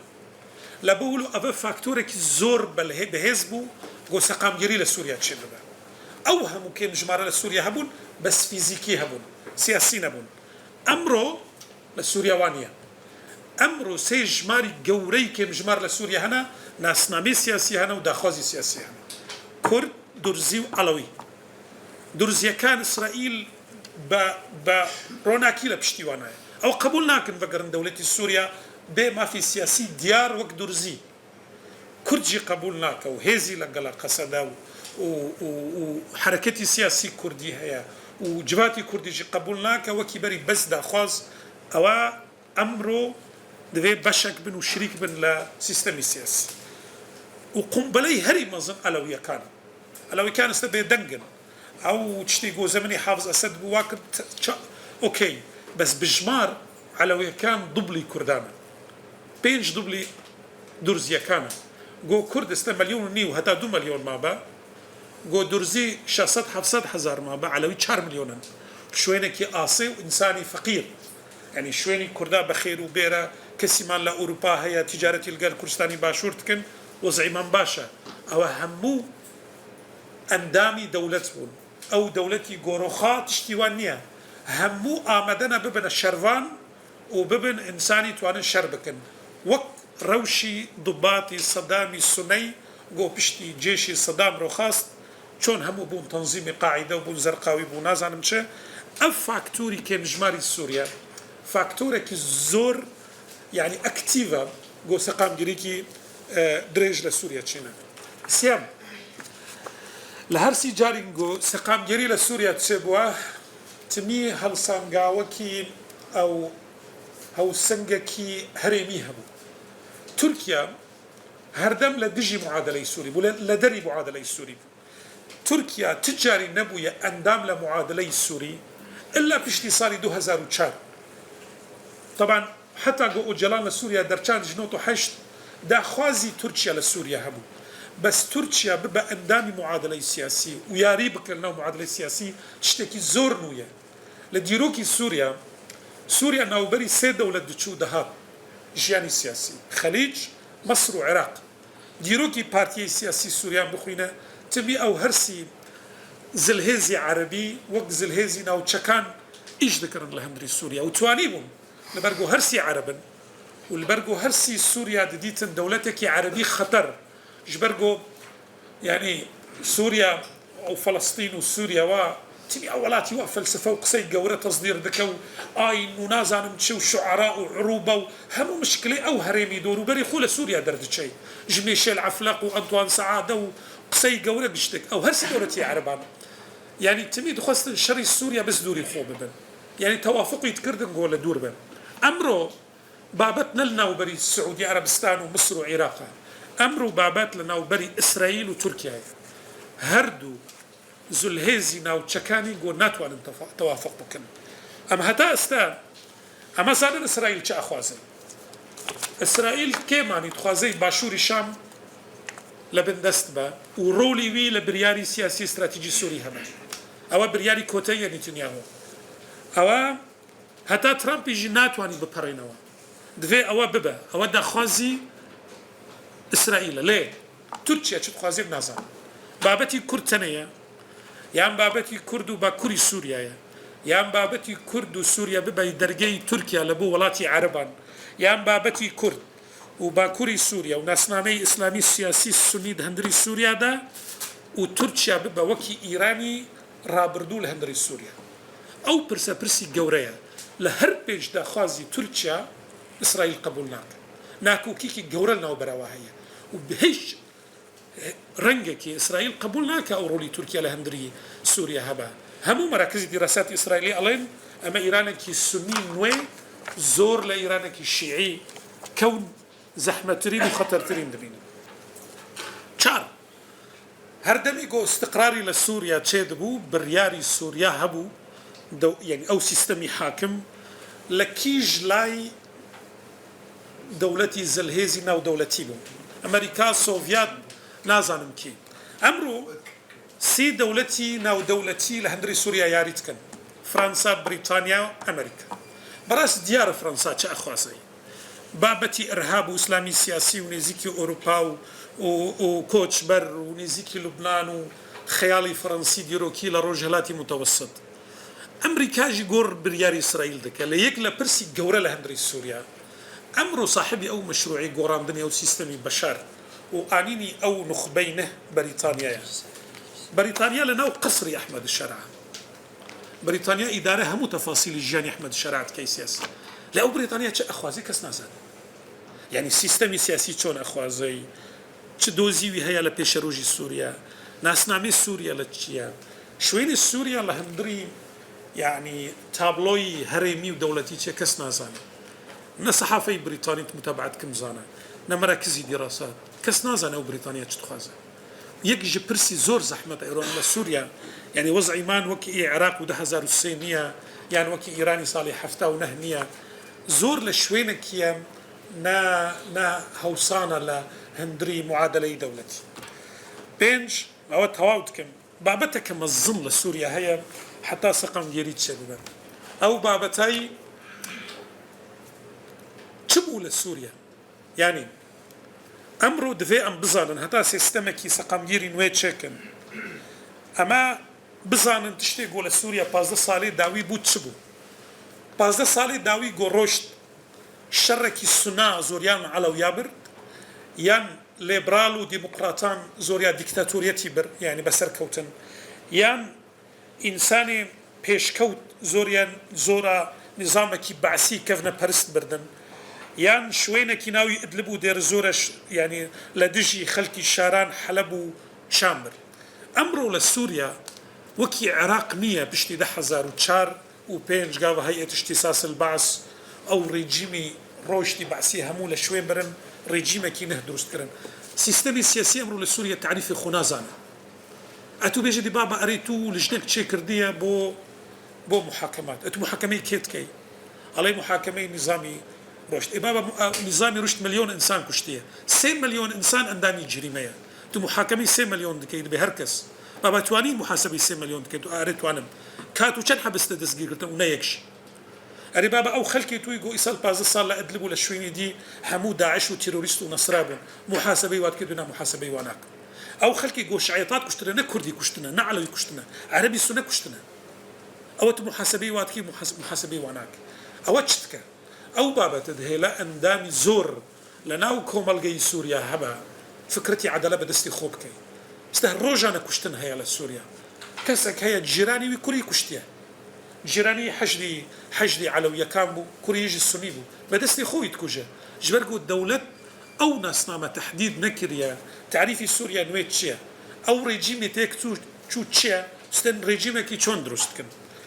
والحمد لله سقام جري زور چينا سباس زور سپاس کاک ڕۆستەم سقام گەری چێ ببە لەسەر حسابی کوردە دوو دەقەشت بۆ گەڕاندن وێستەکانتان خۆش بجایە سەر دەرگاکەوە بۆ تێبینی بۆ پرسیار یا هەر بۆ کەگە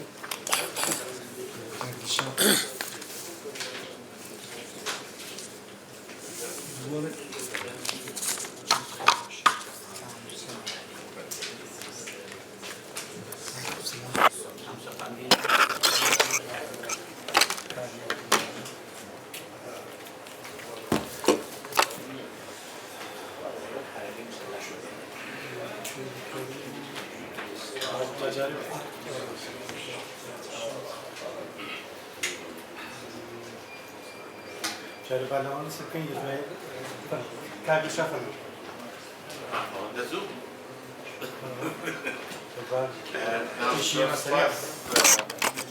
زۆر سپاس بۆ هەموو برادران ئەو معلوماتانەی کە پێیاندان بەڕاستی معلوماتێکی زۆر بەسوود بوو و لێرە طبیعی یەک شت هەیە ئێمە زۆر باش ئەزانین مەبەستی نظامی تازەی سوڵتەی تازەی سووریا چی دەوێت زۆر باش بەڵام تاوکو ئێستا لەلای من وازح نییە لایەنەکان کە چیان دەوێت کورد چی دەوێت زۆر جا بەحسەکەن لەلایەکەوە بەحسەکەن بەحسی لا مەرکەزیەکەن بەحسی جارێکی بەحسی حکمی زاتی جارێک فدرالیە جارێک ئەو یعنی شتێکی داڕەژراو نییە کە بتوانن گەڵالەی بکەن و قسەی لەگە جیهەتەکانی تر بکەن ئەمە لە حەقیقەتدا تاکو لەناو خودی مەسەڵ من هەر مەبەستم کورد نییە کورد و ئەو نەتەوانەی کە لەو ناوچانە دەژین کەوە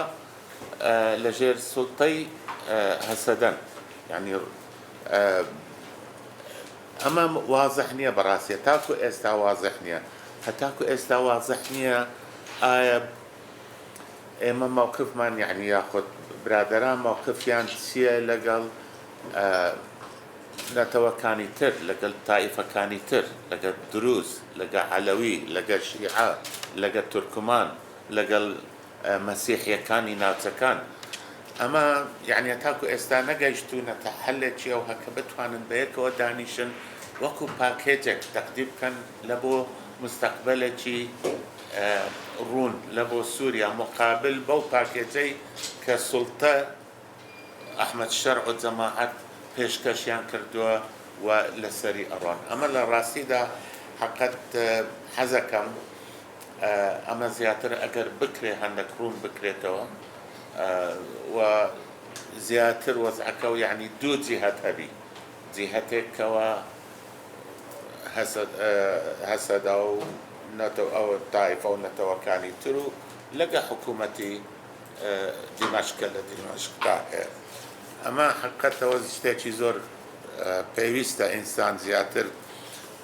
أجا معلوماتي زياتر هيك وتوضيح بكرة اللمباريو زۆر سپاس کاری چەند Gel spas. بس زورو شن كوتي زين. يعني بخدين المعارضة جل جملة أمرنا ديك. قمنا معارضة ذلك بشاك. فهذا ناخذ بس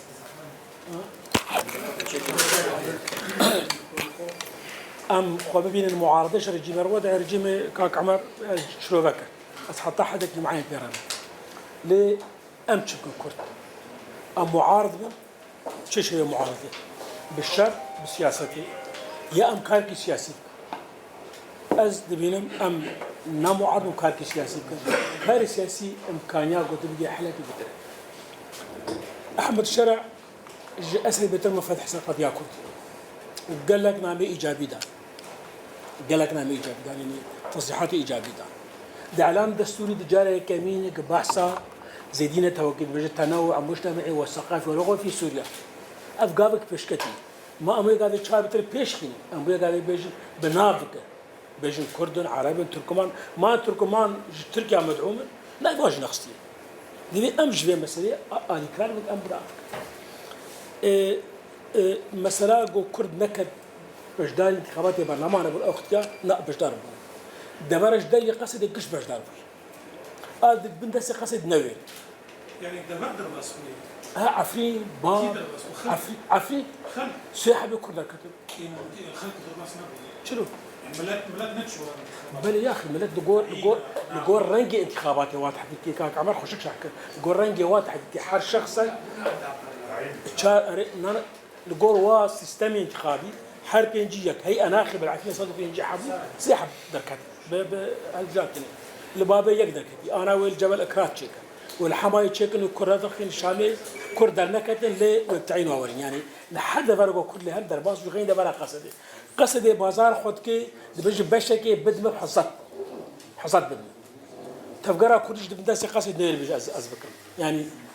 أنا التواصل يجد الجنا بالاد يكي كرتي دي أسخش من ناسك مركان كسم جنا ناسك قالك تواصل ومحمد ولي أزوخش بطو أزو ناسك هركس يقول شيء أزناس مالك مقابلتي من تمام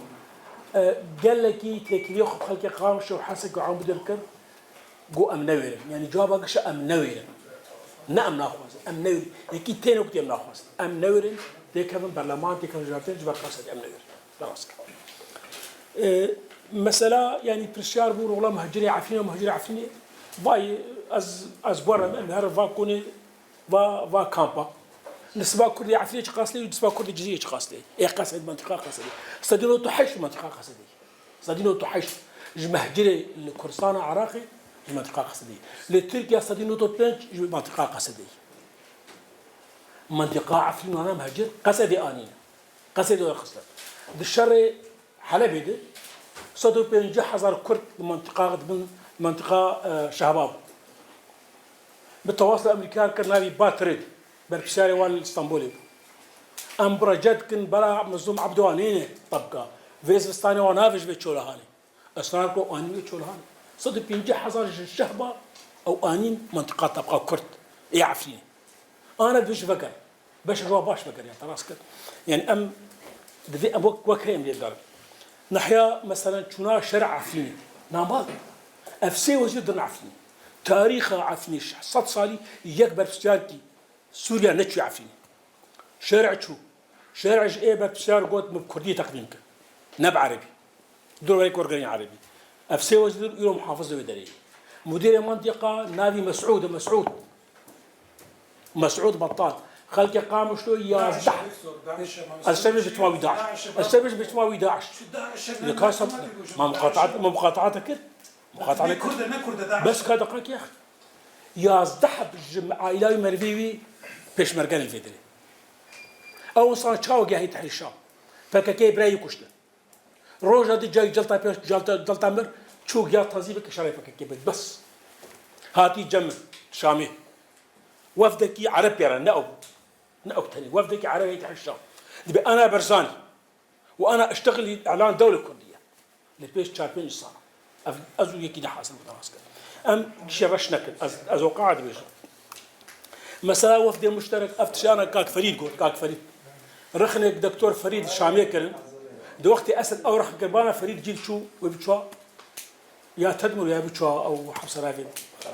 للشامي رخنا الشامي رخنا رجيمت ورخنا برلمان بين اشعري واو تراسك بري ما كان يودك كسي ما كان يودك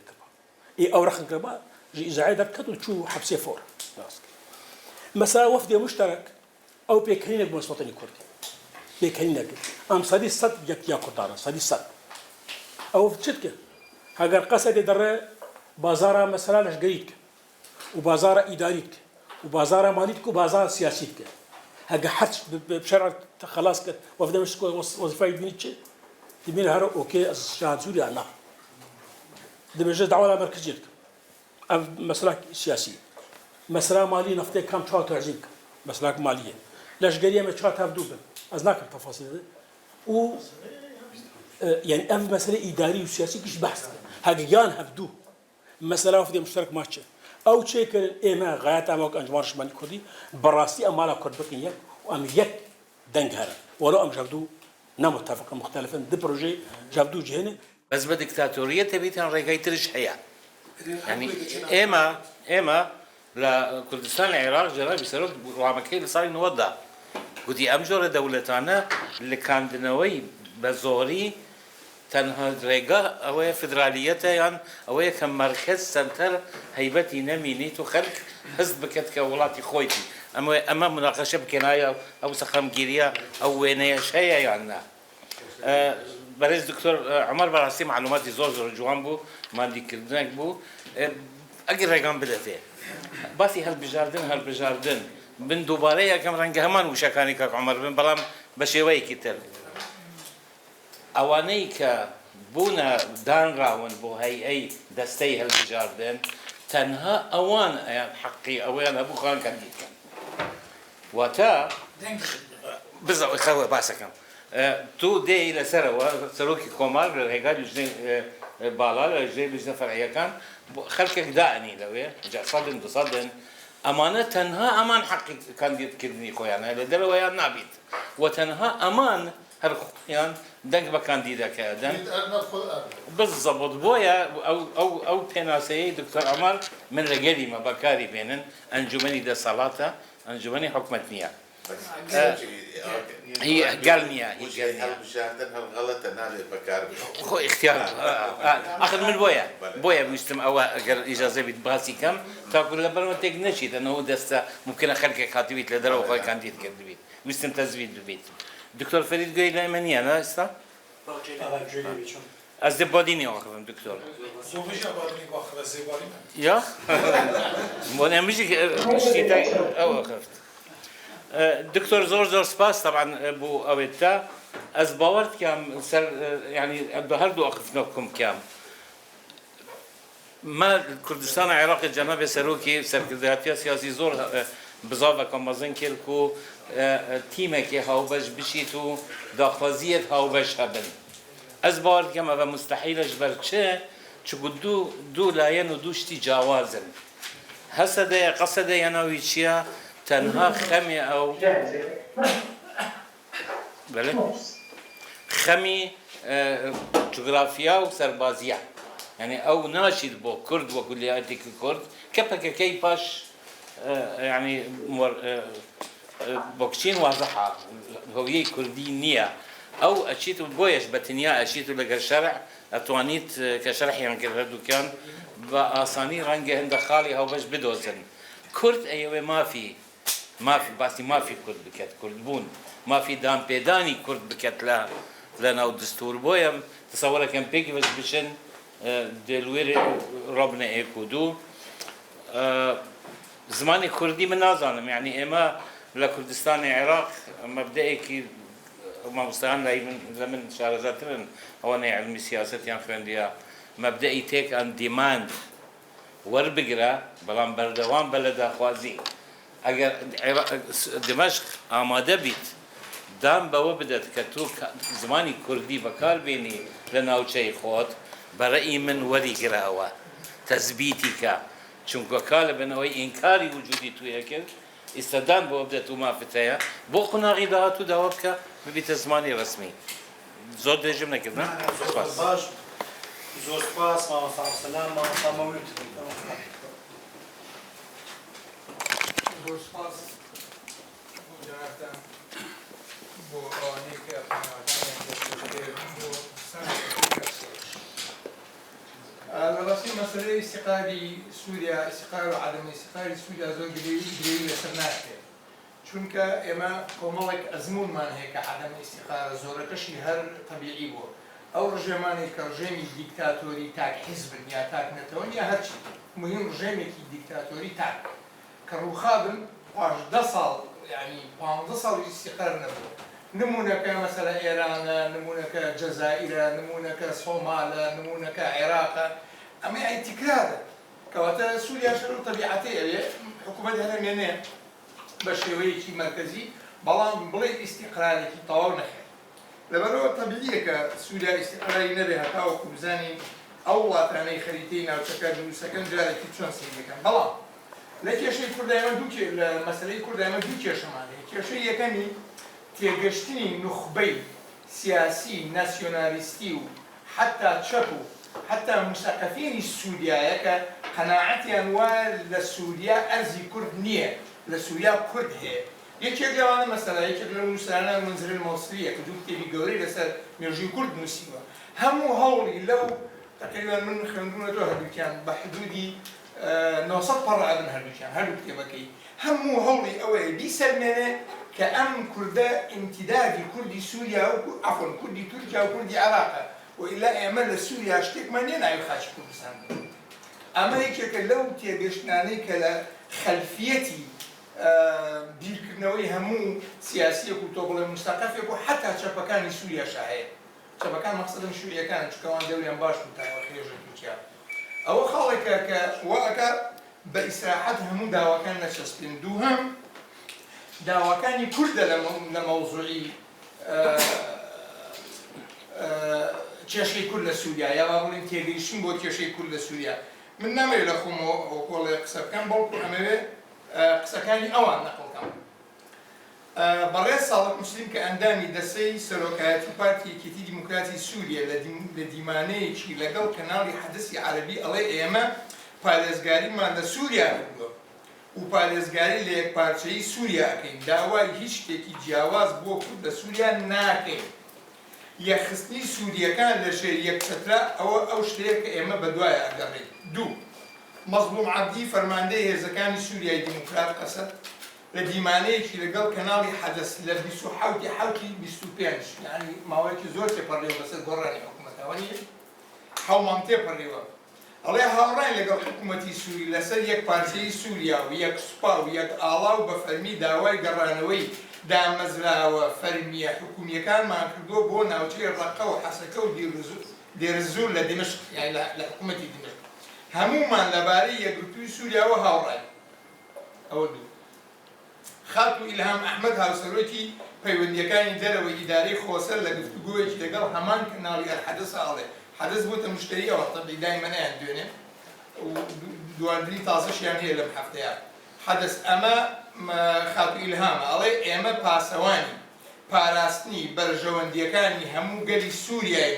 شانازی بەو ڕۆڵەش دەکەین. ئێمە پارێزگاریمان لە یەکێتی خاکی سووریا کردووە، هەمیشەش هەوڵ دەدەین بۆ پاراستنی خاکی سووریا. هەموو ئەو پرۆتۆکۆلانەی لەگەڵ لایانی سووری واتە دەسەڵاتی نوێ واژۆمان کردووە بەندی یەکەمی بریتی بووە لە پاراستنی یەکپارچەی سووریا. کەواتە ئەگەر خاڵی یەکەم کورد لە سووریانیە لەگەڵ ئەم خاڵە لەیەکی بدەیت بەتەبیعەت یعنی تۆ هەست ناکەی ئەبێ شتێک بدرێ بە کورد لە سووریا یا کورد شتێکی هەبێت. کەواتە ئەگەر ڕێگەی بدەن وەکو موڵاتینێکە بێ باشە. خاڵی ئەخیرم ئەوەیە تێکەڵاوکردنی قەزەی کوردی لەگەڵ قەزەی دروزی و لەگەڵ قەزەی عەلەوی ئەوانە ئەوانە هەمویان عەرەبن. ئێمە کێشەیەکی نەتەوەیمان هەیە، ئەوان کێشەی مەذهەبی و کێشەی دینیشتیوان هەیە کە هەر ئەسڵی حەق نییە، نە ئەحمە شەرع و نە ئێمە ژای لێ بکەین. ئەو سوورین و بۆ خۆیان دانیشتن هەوڵاتی هەبوو نوێژی خۆی زەینەبی ئەکا، حوسێنی ئەکا، فەتاحی ئەکا، ئیشی ئێمە نییە بڕین خۆمان بغزێنین ناو مەسەلەی عەلەوی ناو مەسەلەی دروزی. سڵاو و ڕێز بۆ زۆر سپاس ماوەسەڵی پرسیار و کۆمنتی دکتۆر ڕەشاد بگورە وەڵام بگەڕێم وە لای مش برسكا جواد هذا فرمو هيشي تناقص فرمو جناب والله من زۆر کورتە دەستخۆش کارێکم باس زانیاریەکانتان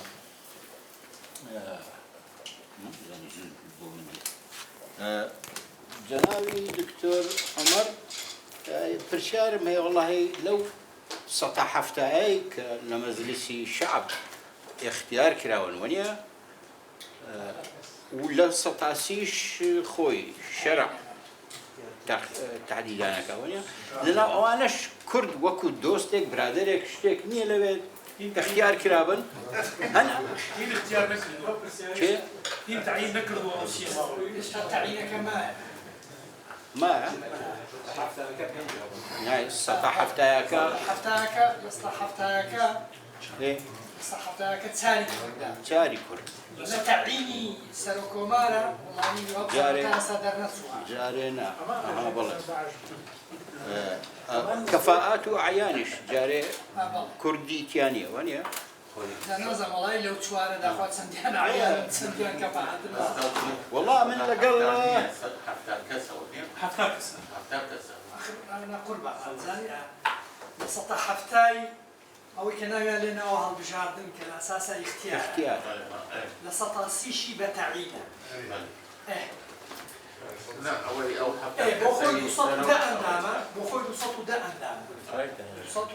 دا أندامة صوت تسلي دبيبا أو هالبجاردن بي حفتاشي بتعينات لا يسلوك يعني دوجا حفتاش صدي شركة والله من إشكاليتي ناوي إسماعيليم هي براستي تأستو نمشي وكو مكونك وكو هيزك إسماعيلي هبن لسوريا أقل علوية كان بن أو نصيرين أو أنا رنقة لينشيك بقنا إسماعيلي بلام وكو مذهبي إسماعيلي نمشي أمن أو خبري شنوية أقل بزانم نتوان دلين أو تشينا أو أنا نازع دكتور الشيعي دوازة زعفريش دوازة زعفري دوازة إمامي دوازة إمامي هي آخر وان إسماعيليين لا إسماعيليين بس أواني شانا بارسيان بينكرا باسي لبقو باسي إسماعيلي ذكي كمان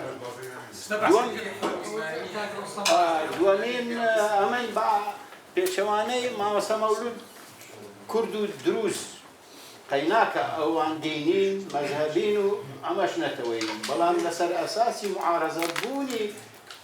نظام حكم أبوالك نزيد بونوكو هاوكاري وتفاهماتك هذه جواب أنا جواب أنا والله أوا بو كاكروسمش من دم نازم رنگ خو اختصاصي جنابت نبي بلام مسألة سياستي نيو دولتي چون بريطانيا تواني جي بي خوي قائم كلا فرنسا لسوريا كجي نفوذي فرنسا راسا كعراق بو بجي نفوذي امريكا بلام بريطانيا تدا شريكي امريكا لوي ناوي فرنسانيا لسوريا والله رو برسيار أنا مخلص باس زۆر مامۆستا خەلیفە عفو زور سپاس سەکرێتەران سپاس بۆ مداخەلاتش سپاس بۆ ئینستیتیوت زۆر من وازانم ئێمە سەیری عێراقیش بکەین حالەتێک وەلەو نقاطی جیاوازیش هەیە بەڵام نقاطی تەشابوهیش زۆر هەیە مەرحەلەی انتقالی طبيعتي مرحلة انتقالي أو دولتاني كدرو خير شو بفعل دروة احتلالك غزوك أوين يعني ثورتي داخلي بدي أمانة طبيعتي مرحلة انتقالي خصوصياتي خويها أجل بين عراقش بداية مجلس الحكم دانرا دواي مجلسي مؤقت يعني انتخابتي من خوم لأنقامو لناو أو مؤتمرة هزار كس هنا بو يعني 75 كس اختيار كان لويش طبعا عيني تقريبا نقاط التشابه لو مرحلة استا او هنغواني استا لسوريا ذكرت وكوي عراق نقاط التشابه هرچند اوانا حاكمي عسكري انا هباوكات استاش وكو شبه حكامي عسكري هنا لنا امريكا فرنسا بريطانيا كاكروستان باسي اوانا كرت يعني هيك هنقاوك استا شرح ناقت إلا إرادك دوليها بخطك مرسوم بمراحل مرسوم أو ديار طبيعتي مرحلة انتقالي بوشر نقطة دوام خلفية أم برادر أحمد الشرع ديارة بلام استا تعامل لقل ذكرت واستا واقعيك من لقل أوانين وانازان مش خزمات بكت إيمي وكو كرد بردوام هرباسي نصرة أو شتانة واقعك نوية اعتراف استاد دول همو تعاملي لقلتك همو يعني إما با منفتح تربين كراوة تربين باشتر بالزانين نقاط إيجابية هي با استغلال كي دكتور حكيم باسي هنديك يانكر دكتور بشار يعني أو صورة نمطية ليورنا جرين بردوام يعني باسي خلفية قديم استشتكي ترى وتعامل لقل واقع نقطة تر استقرار من وازان عهد نوي منطقي روجهلات الناوراست وأو استاد ترامب ما بستيتي همو بأراستي استقرار منطقة بأراستي أوانية تيقداني منطقة والسورياش استقرار سوريا شتكي جرنجة بو أم عهد نوي بو أم روجهلات ناوراستي نوي أوي باز لكن استقرار مطلبك أوي من تدقم يعني راسته زور ملغومة يعني الغامي زوري تدا مخاطري زوري تدا بلام أصل تدا مطلب استقرار حتى بو إسرائيليش بلام مطمئن بي بو تركياش نفوذي خوهابيته بو ترامبيش طبعا الشتيش تفصيلاتها لو موضوعة نقطة دو نقطة بو إما مهمة استا آیا کرد چه پروژه اجتماعی موحد هست و چه داواکاری یک گرتو هست او گرینگه او بلوره بید او ناضج بید او جلاله بید و بیت نوسیم نقطه دومی هر گرینگ ام مجلس شعبه باسی دستور ده مهامیوی دانانی دستوره ام دستوره اما بخومان بو اما حاضر بید لسر آستي نخاب شعبي علاقات أو معركة هرا جورا وجرينك أمل زور سباس زور سباس سرتا سباس بو كاكسرو بو انستري توجينا وقشة بيدان بو همو بجداران شكي جار جرينك كهرجار كو ملك لروشن بيراني كرد بيك وبابتك جرينج بابتك اكتويل مناقشة كان من دستخوشي لهرسك محاضر عندكم نظام له هرسك تا بشيء كده شوان أماجات النكر ببوني مشروع الشرق الأوسط الجديد شون بيك هات شون سرتاي لكن كي هات آراء بيدابون أهمو دزانن أو مشروع لويس برنار لويس بو كبشتي شهر جهان الدوام كأوي إنجليز لأمريكا جاو والحاصل أما زور جرينج إما شو من تفاصيل كان هسيكتا تفاصيل زور جرينج بابەتێک زۆر دۆلەمەندتان پێشکەش کرد بەڵام ئاماژەتان نەکرد بە ئەو سەرەتای ئەو پرۆژە چۆن لە دەولێ عمیقۆ دەڵێن هەموو ئەوروپا باس ئەگەر لە ئەمریکا لە ئەوروپا ئەو نقاشە هەبە هەموو کەس دەستیان پێ دەکرد بە وەک بێژە دەستنیشانکردنی خاڵی سەرەتا خاڵی ئەساسی خاڵی دەستپێکی ئەو پرۆژە ئیجا تەنها ئەو ئاماژەکردن یعنی وەک خاڵک پێم وایە کە ئاماژەتان پێ کردبا کەمەک ڕافتان کردبا یعنی دۆلەمەندتر بوو و حقیقت گەورەتر داهاتت نیشاندان ئەوش هەموو بە وەک بەهۆی پێویستی ئیسرائیل بە سەقامژێری بە وەک دەڵێ دابینکردنی شەرتی بەردەوامی ژیانی خۆی لە ناو ئەو منتیقە و لە شوێنێکی دیتر هیچ شتێکی وا نەهاتێ ئارا پەیدا نەبوو لە ئەمریکا لاتینی لە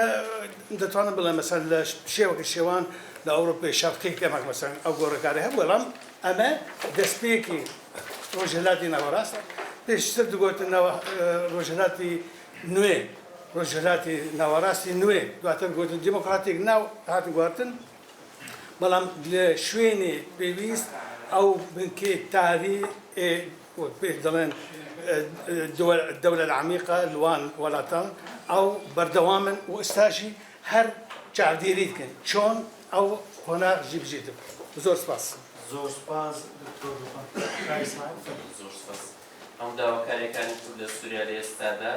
داواکاری پێکەنانە حکوومەتێکی لا مەرکەزیایە چەگەرێکی یانی سڕێگایەکە دەداتدا ئەو داواکاریانە بۆ حکوومەتێکی ئۆتۆنۆمی یانیش سیستەمێکی فیدراڵی بۆڕێ بە شێوەکان لە دەستوردا بچەسپێن لە کاتێکدا لە ئێستادا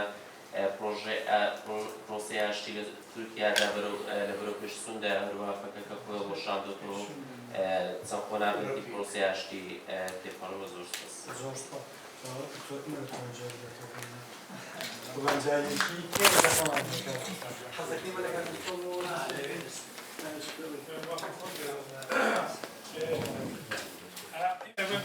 سپاس بۆ هەموو پرسان سەبکە برا سەبکە دکتۆر دڵشاد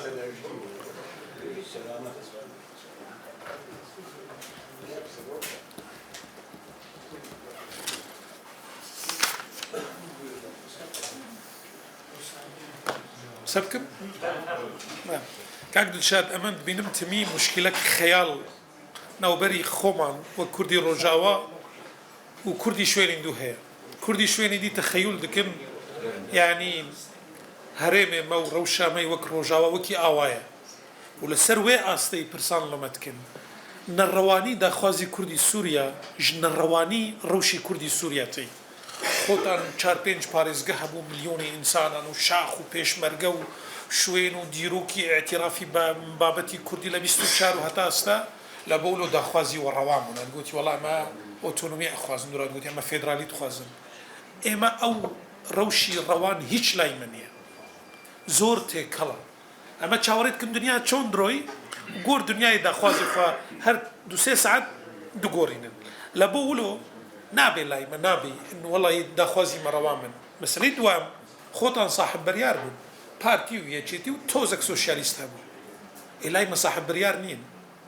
ئەمە کەس نازانە کی بەریاری استراتیجی کوردان دەدەی هەموو صاحبی هەیە لەگەڵ صاحبی خۆ قسە بکەی و ئەو بریاری نادە و تێگۆڕان دوام ئەس ناخوازم ئەمن و دکتۆر حەکیم ینی تۆزێکی وا ناکۆک دیار ببن بەس ئەو ئیجابیەت سلبیەتە ئەو ئیجابیەت لەگەڵ نیزامێکی 5,000 سیڤیل کوشتنە لەسەر ئەساسی ئەوە عەلەویە و ئەوە دورزیە ئەو ئیجابیەت سلبیەتە ئەو ئیجابیەتی لەگەڵ ڕێجیمێکی عەفرین لە بندستیویە زمانی دووەمی پەروەردە لە عەفرین تورکیە ئەوە سلبیەتە ئەو پیاوی گۆیەکەم جار ئقراری کرد کورد لە ئەو شارە هەیە بە قەوەتی سلاح ئقراری کرد لەگەڵ مەزلوم عەبدەی ئقرار کرد نەلگەل ئەنە کەسە و نەلگەل پارتیکی دی نەلگەل سیاسەت و گفتوگۆ و جوامێری و دانوستاندن لەگەڵ قەوەتی سلاح یەکەم جار لە دیرۆکی سووریا 1970 حتا ئەمڕۆ ئەو 107 ساڵ سووریا چێ بووە بەس یەک دیکۆمەنتی دەوڵەت ناوی کورد تێدایە ئەوژی بە قەوەتی سلاح هەڵەی کۆمەلگەی کورد ئەندامی کۆمەلگەی سووریا ڕئیسی سووریا لەسەر ئەمزە کردیە اما نلدجي احمد الشرع وكي هما وجبرجو ايديولوجي اسلاميه نا ان شاء الله كي سوريا حكم بك بس او ايجابيه ما تشتكي بكارتينا او شرعيتي بدن دستي احمد الشرع تشتكي بكارتينا او تعاملي زور فرا وزور خشك وحميز تشتكي بكارتينا او برسي مزنا اما كارن يعني السروق برزاني براي 7000 شهيد بشتي او قيسة انفال وكيمياء باران شو سلاوي لصدامي كرد بس او تشتك اني الزمان اتونمي اني الزمان بابتي منا لقال احمد الشرع ونخبينا ايجابي ولا سلبي مقارنه لقال اسد بكن روشي وكي اسد نيه روشي وكي اسد بس صدقات لاسد بيتر دكتاتوره وصدقات لاسد بيتر كجره اسد عروبه بفرنكي نتكري اسد اسلامي سياسي بفرنكي نتكري او اسلامكي ايديولوجيه مستعده سيستمكي تشكي وكي كوري باكور اما تبي اول بكار بينا ندورا تشتيدي هيا او جماعتي تورخني واناتكي علي اوانا زور نيجاتيف اللي قال او سيستمي له كسكي كردانيه وشو عفرين اي باشا فرمو كنت تشتكي جي تحصيل كن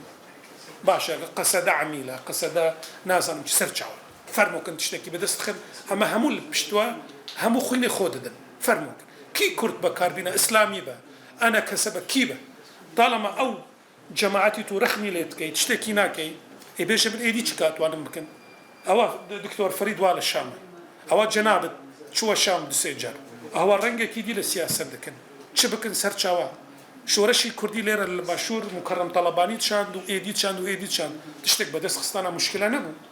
مشكله لانه ولا التعاملي لقال كيتكم شلون تعاملي او نخبي سوريا حكم كشي إرادة سياسية لبالي أو حمو ياري لقال كردك سلاحي كرد بقرة وكي درسيان وعلويان لوابكي وجوي بيفانينا يعني لا يوانا سيانتشت أو كابراك لويرا دانشت بروشت قال خطابي إلهام أحمد ومزلوم عبده وتصريحات وانا تكردن أو حمو قصي لبو تجارته أو تشتكي بكار ناين ناوي جزان تجارتي لقال سوريا تكن باراستني يكيتي سوريا وباراستني قال سوريا ويكيتي سوريا وولاد أو حمو الدروة خور بكارتين لبو شارع عربي ولبو إعلام تجاري نابي أمل تشكي وين أبكم أمن بكورتاي دو جوابي دكتور رشاد دمو سباس لبلغوتهم لما قام يديت برسي لمن دكي يعني عفو دكتور رشاد يا كام إسماعيلي زور كي مجمارا لسوريا لدو شارين لسلمية ولا لمصيافة لدو شارنا تمني يعني جماري وانا حشتا هزارا زور كيمن أواجي بشكي إلى 12 الشيعين وكي زيديانا بشك لإمامي حفتان للشيعة طائفة أو نبابتي علاقتي أو بابتي أولينين أو خوا بس لبو بريطانيا برسيبي جوابت بدن شون بريطانيا أو يشكل لسالي 2014 أمريكا إداري ملفي ميداني لسوريا لشكران هاو بشكرنا وبري دو دولة أوروبية كرد وهرب شين علماني بدستي فرنسا شريكي أمريكا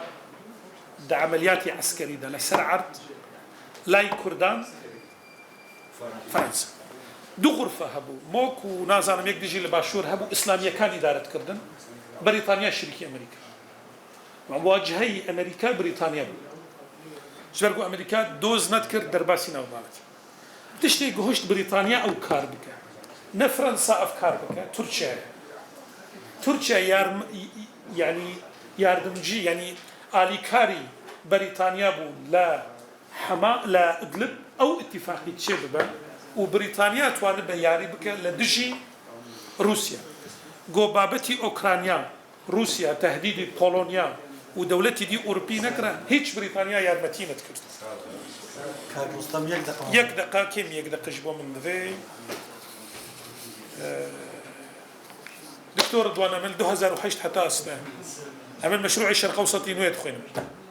لمراكز الدراسات ولا إعلام ولا تصريحات لا كونداليزا رايس من كتابي كونداليزا رايس قشخن أو صاحبي مشروعه من يك وشجي فين نكر شرقي أوسطي نويت شيء ما فين نكر شيء أخوازن شيء كسنازان أمن هيج تكترنا يا الشرق الأوسطي نويت هيج يقص استحديد كنت بيجي من الشرق الأوسطي نويت شيء نازل مشي نه مخوندی بس چی فهمنا چه وچبكن برنارد لويس بري 6 سالي شو است منطقه خرابه انا رودا چما كي دروس كي باش في برامج اما تشتكي شرق اوسط بس لوبيا صهيونية لوبيا صهيونية للدنيا أو قصي كزور يعني إسلامي وشيوعية لنفس الوقت أنا متين ناقم يعني لوبيا صهيوني زور سباش حقيقة تو إنكار همي تشتت هذا راسي هكذا يعني إنكار اللوبيا الصهيوني بكي يعني نظام مش تشبه برجواندي خلقي هنا يعني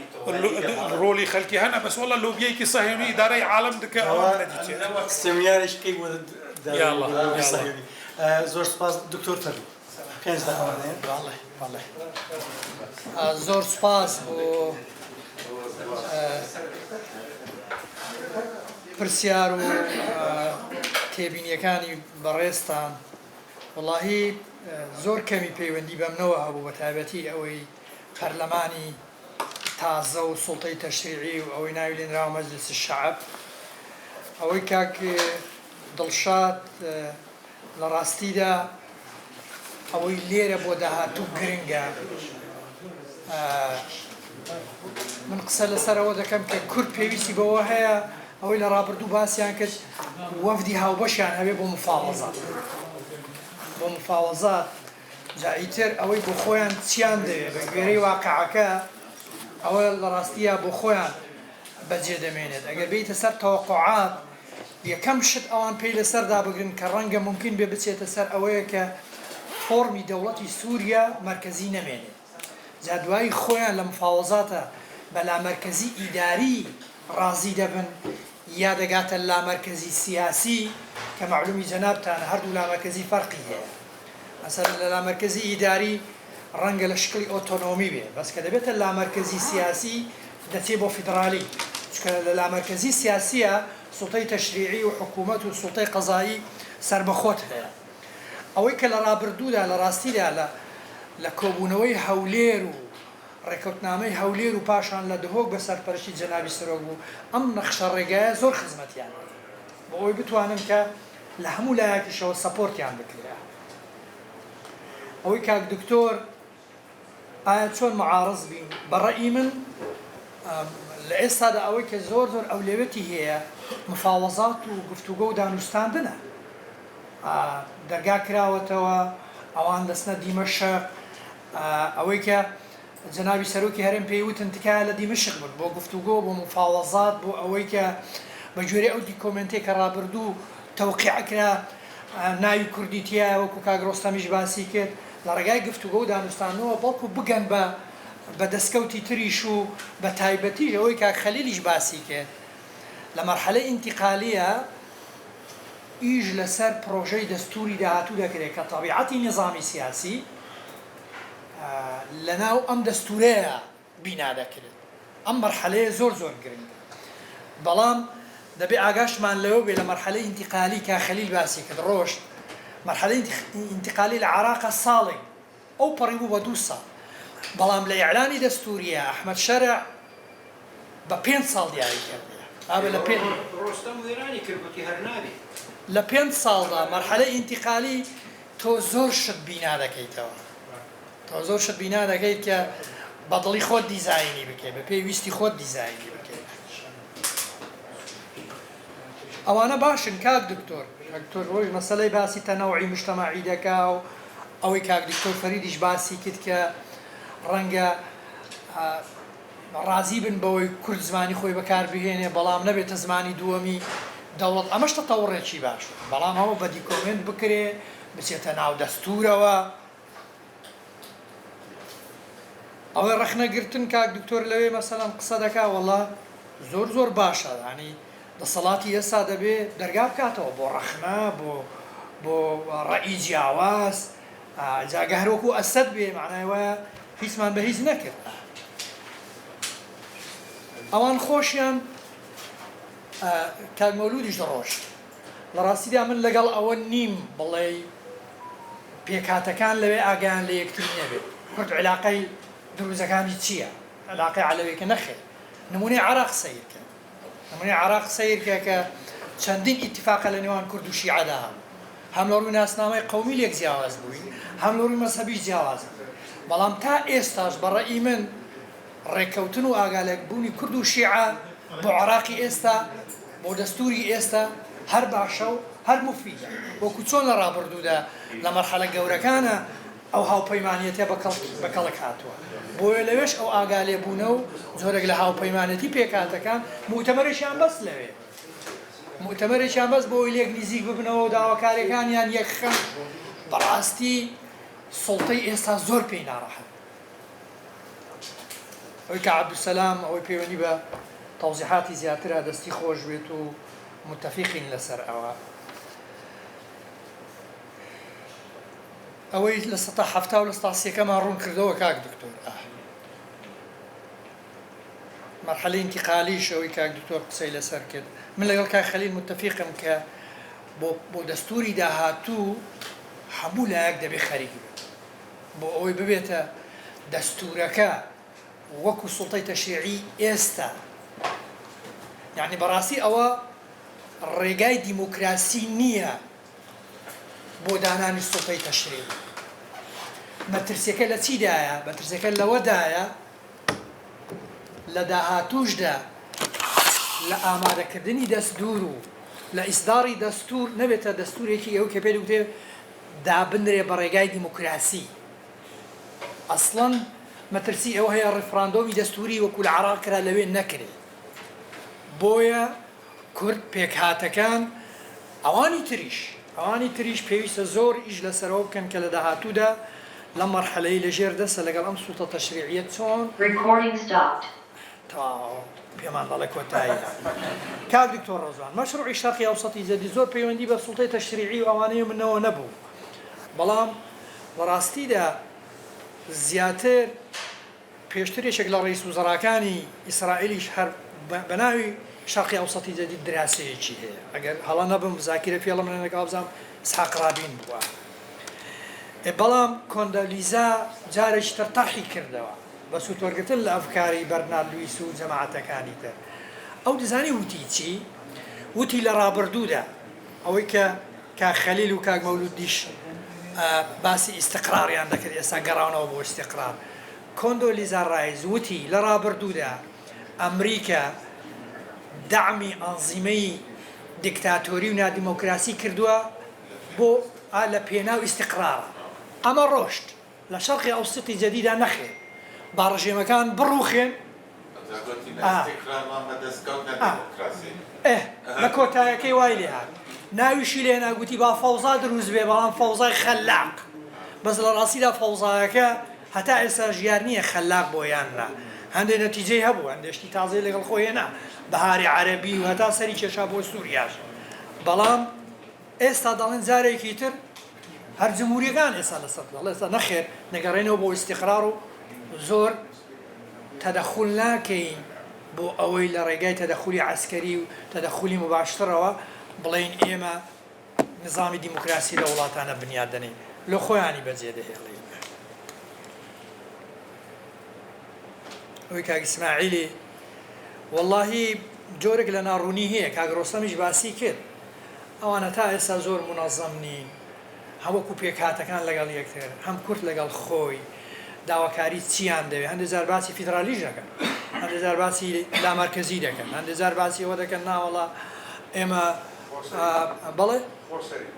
خۆشسەری ئیتر بە تەسمیەی جیاواز بەس ئەوەی زۆر زۆر گرنگە لە دەستوری داهاتوو لە نظامی سیاسی داهاتوو فۆرمی دەوڵەت لە دەوڵەتی مەرکەزیەوە بگۆڕن بە واقعیش ئێستا ئەوەی لەوێ دەیبینین دەوڵەت مەرکەزی نەماوە جا چۆن بە دیکۆمنتی دەکەی بە دەستوری دەکەی دەخێتە ناو نظامی سیاسی زۆر سپاس دکتۆر ماشود ئاخیر يعني براستی ولو خالن هنا گرک مرول سروانا يعني باش تركيز بكن يكشي انا كام بقوناغك بجهز در يعني مرحله انتقاليه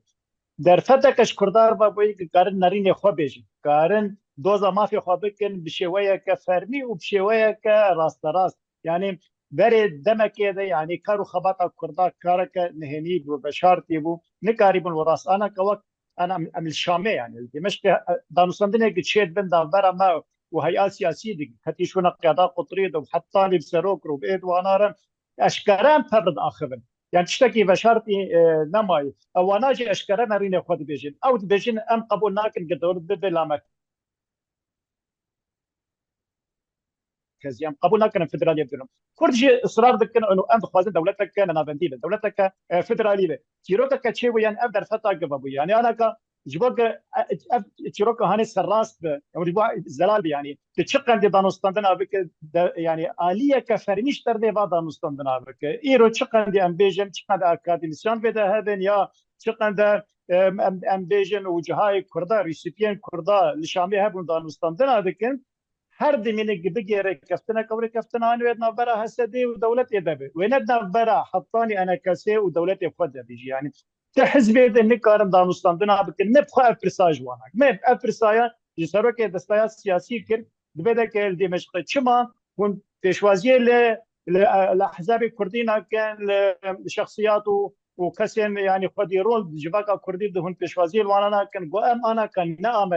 نامدني جبلي قام دانوستاندنا بسدير بكن جبر إيج تسالات الدفر أود رولاتي فرات ده أسدي ده كشيء أنا بريسكريك أنا بيشار سكرن بشوية كفرمي بتحسن خدي تسالات يعني خدي ريفدري ده دفران خدي هزر براستي يعني ده مرو بينا بين سرزمان جبرولوجي يعني دعوة أنا كسر نشوي جبين دمشق قيرون إنه دانوستاندنا بكن يا أحزاب اندرا نشوي هبديتنا كشيء بين هبديتنين قام هبدو جهدار بكن نكال هبديتنين قام بيجين ركفتنا لسر عرضي يعني أنا كشق عندي حكومة ردك أن فدرالية قبول لكن لسر عرضي أنا كسوريا دي تقسيم كرن سوريا نا أو سوريا بري يعني سوريا دروجة إيرود سروري جيرا نماي إسرائيل جياي برد يعني برد دريين شامي نبرا شامي وجهاد أنا ك 20 كيلومتر ديانة أبدأ برام جرب بين عارني وبيتجين وأنا عليه جولاني 600,000 خلك جولاني فأنا بربوني خلك جولاني دمانة يعني جولان وقنيطرة وأنا جي رجاء وأنا أو جمارة وأنا 600,000 يورو 600,000 ودك نماي دركتني يعني دفرا باشوري سوريا هاتي والا كريم كتيبة كنترول إسرائيل ده وإسرائيل بروجيه كوينات سوري ده هو دمشينه عليه سويدا وصار ببريش فرا كرنه هبديتنا هبديتنا بحكمة الهجرة بريا دما كم أوديتم تون سويدا ما الودا كم هبدو رولشت متفرسكة ولو وقت بيفرسكة بشاد نقط إسرائيلي يعني كشان دبره قد بنجرة شباكير بنرت إسرائيل بدين يعني إسرائيل حطاني للسويدان شو دبره ما أو دبرن يعني وقت بود دبره كسر بخا زوده جدمي بشارة هذا حطاني أنا ك سوريا هاتي دا بشكردن وسوريا دروجة إيرود يعني وبلكي 10 سال و 20 سال ديجي سوريا نبأ أو سوريا بري سوريا كيك بويه سوريا خود حكومتك وخود سروكك وبرلمانك وقام ليتنرن وصل بهساني نايا يا وي ركفتنك والهفاتنك السياسية ما بحنا آلي وبيكاتن سوريا دويبو يعني كونغورك السر أصلا سوريا بقشتي خلق الهبدو بجفن يا وقت أنا ك يعني تشلقن سوريا ودرجي الهبدو بين سوريا وهسيد الهبدونا يكرد الهبدونا علوي وإسماعيلي ومسيحي سوريا رنجا سوريا ند دولتها السنية يا أعلوية يا آبا جبرولوجي يعني كارك باش كارك سياسي باي زۆر سپاس بۆ هەموو تێبینیەکان زۆر سپاس بۆ جەنابەت لە دیمەشق و زۆر سپاس بۆ کاکرستەم و دکتۆر عومەریش لە ئەنستۆ مەمنون بۆ ئێوەش کە لەگەڵماندا بوون زۆر سپاس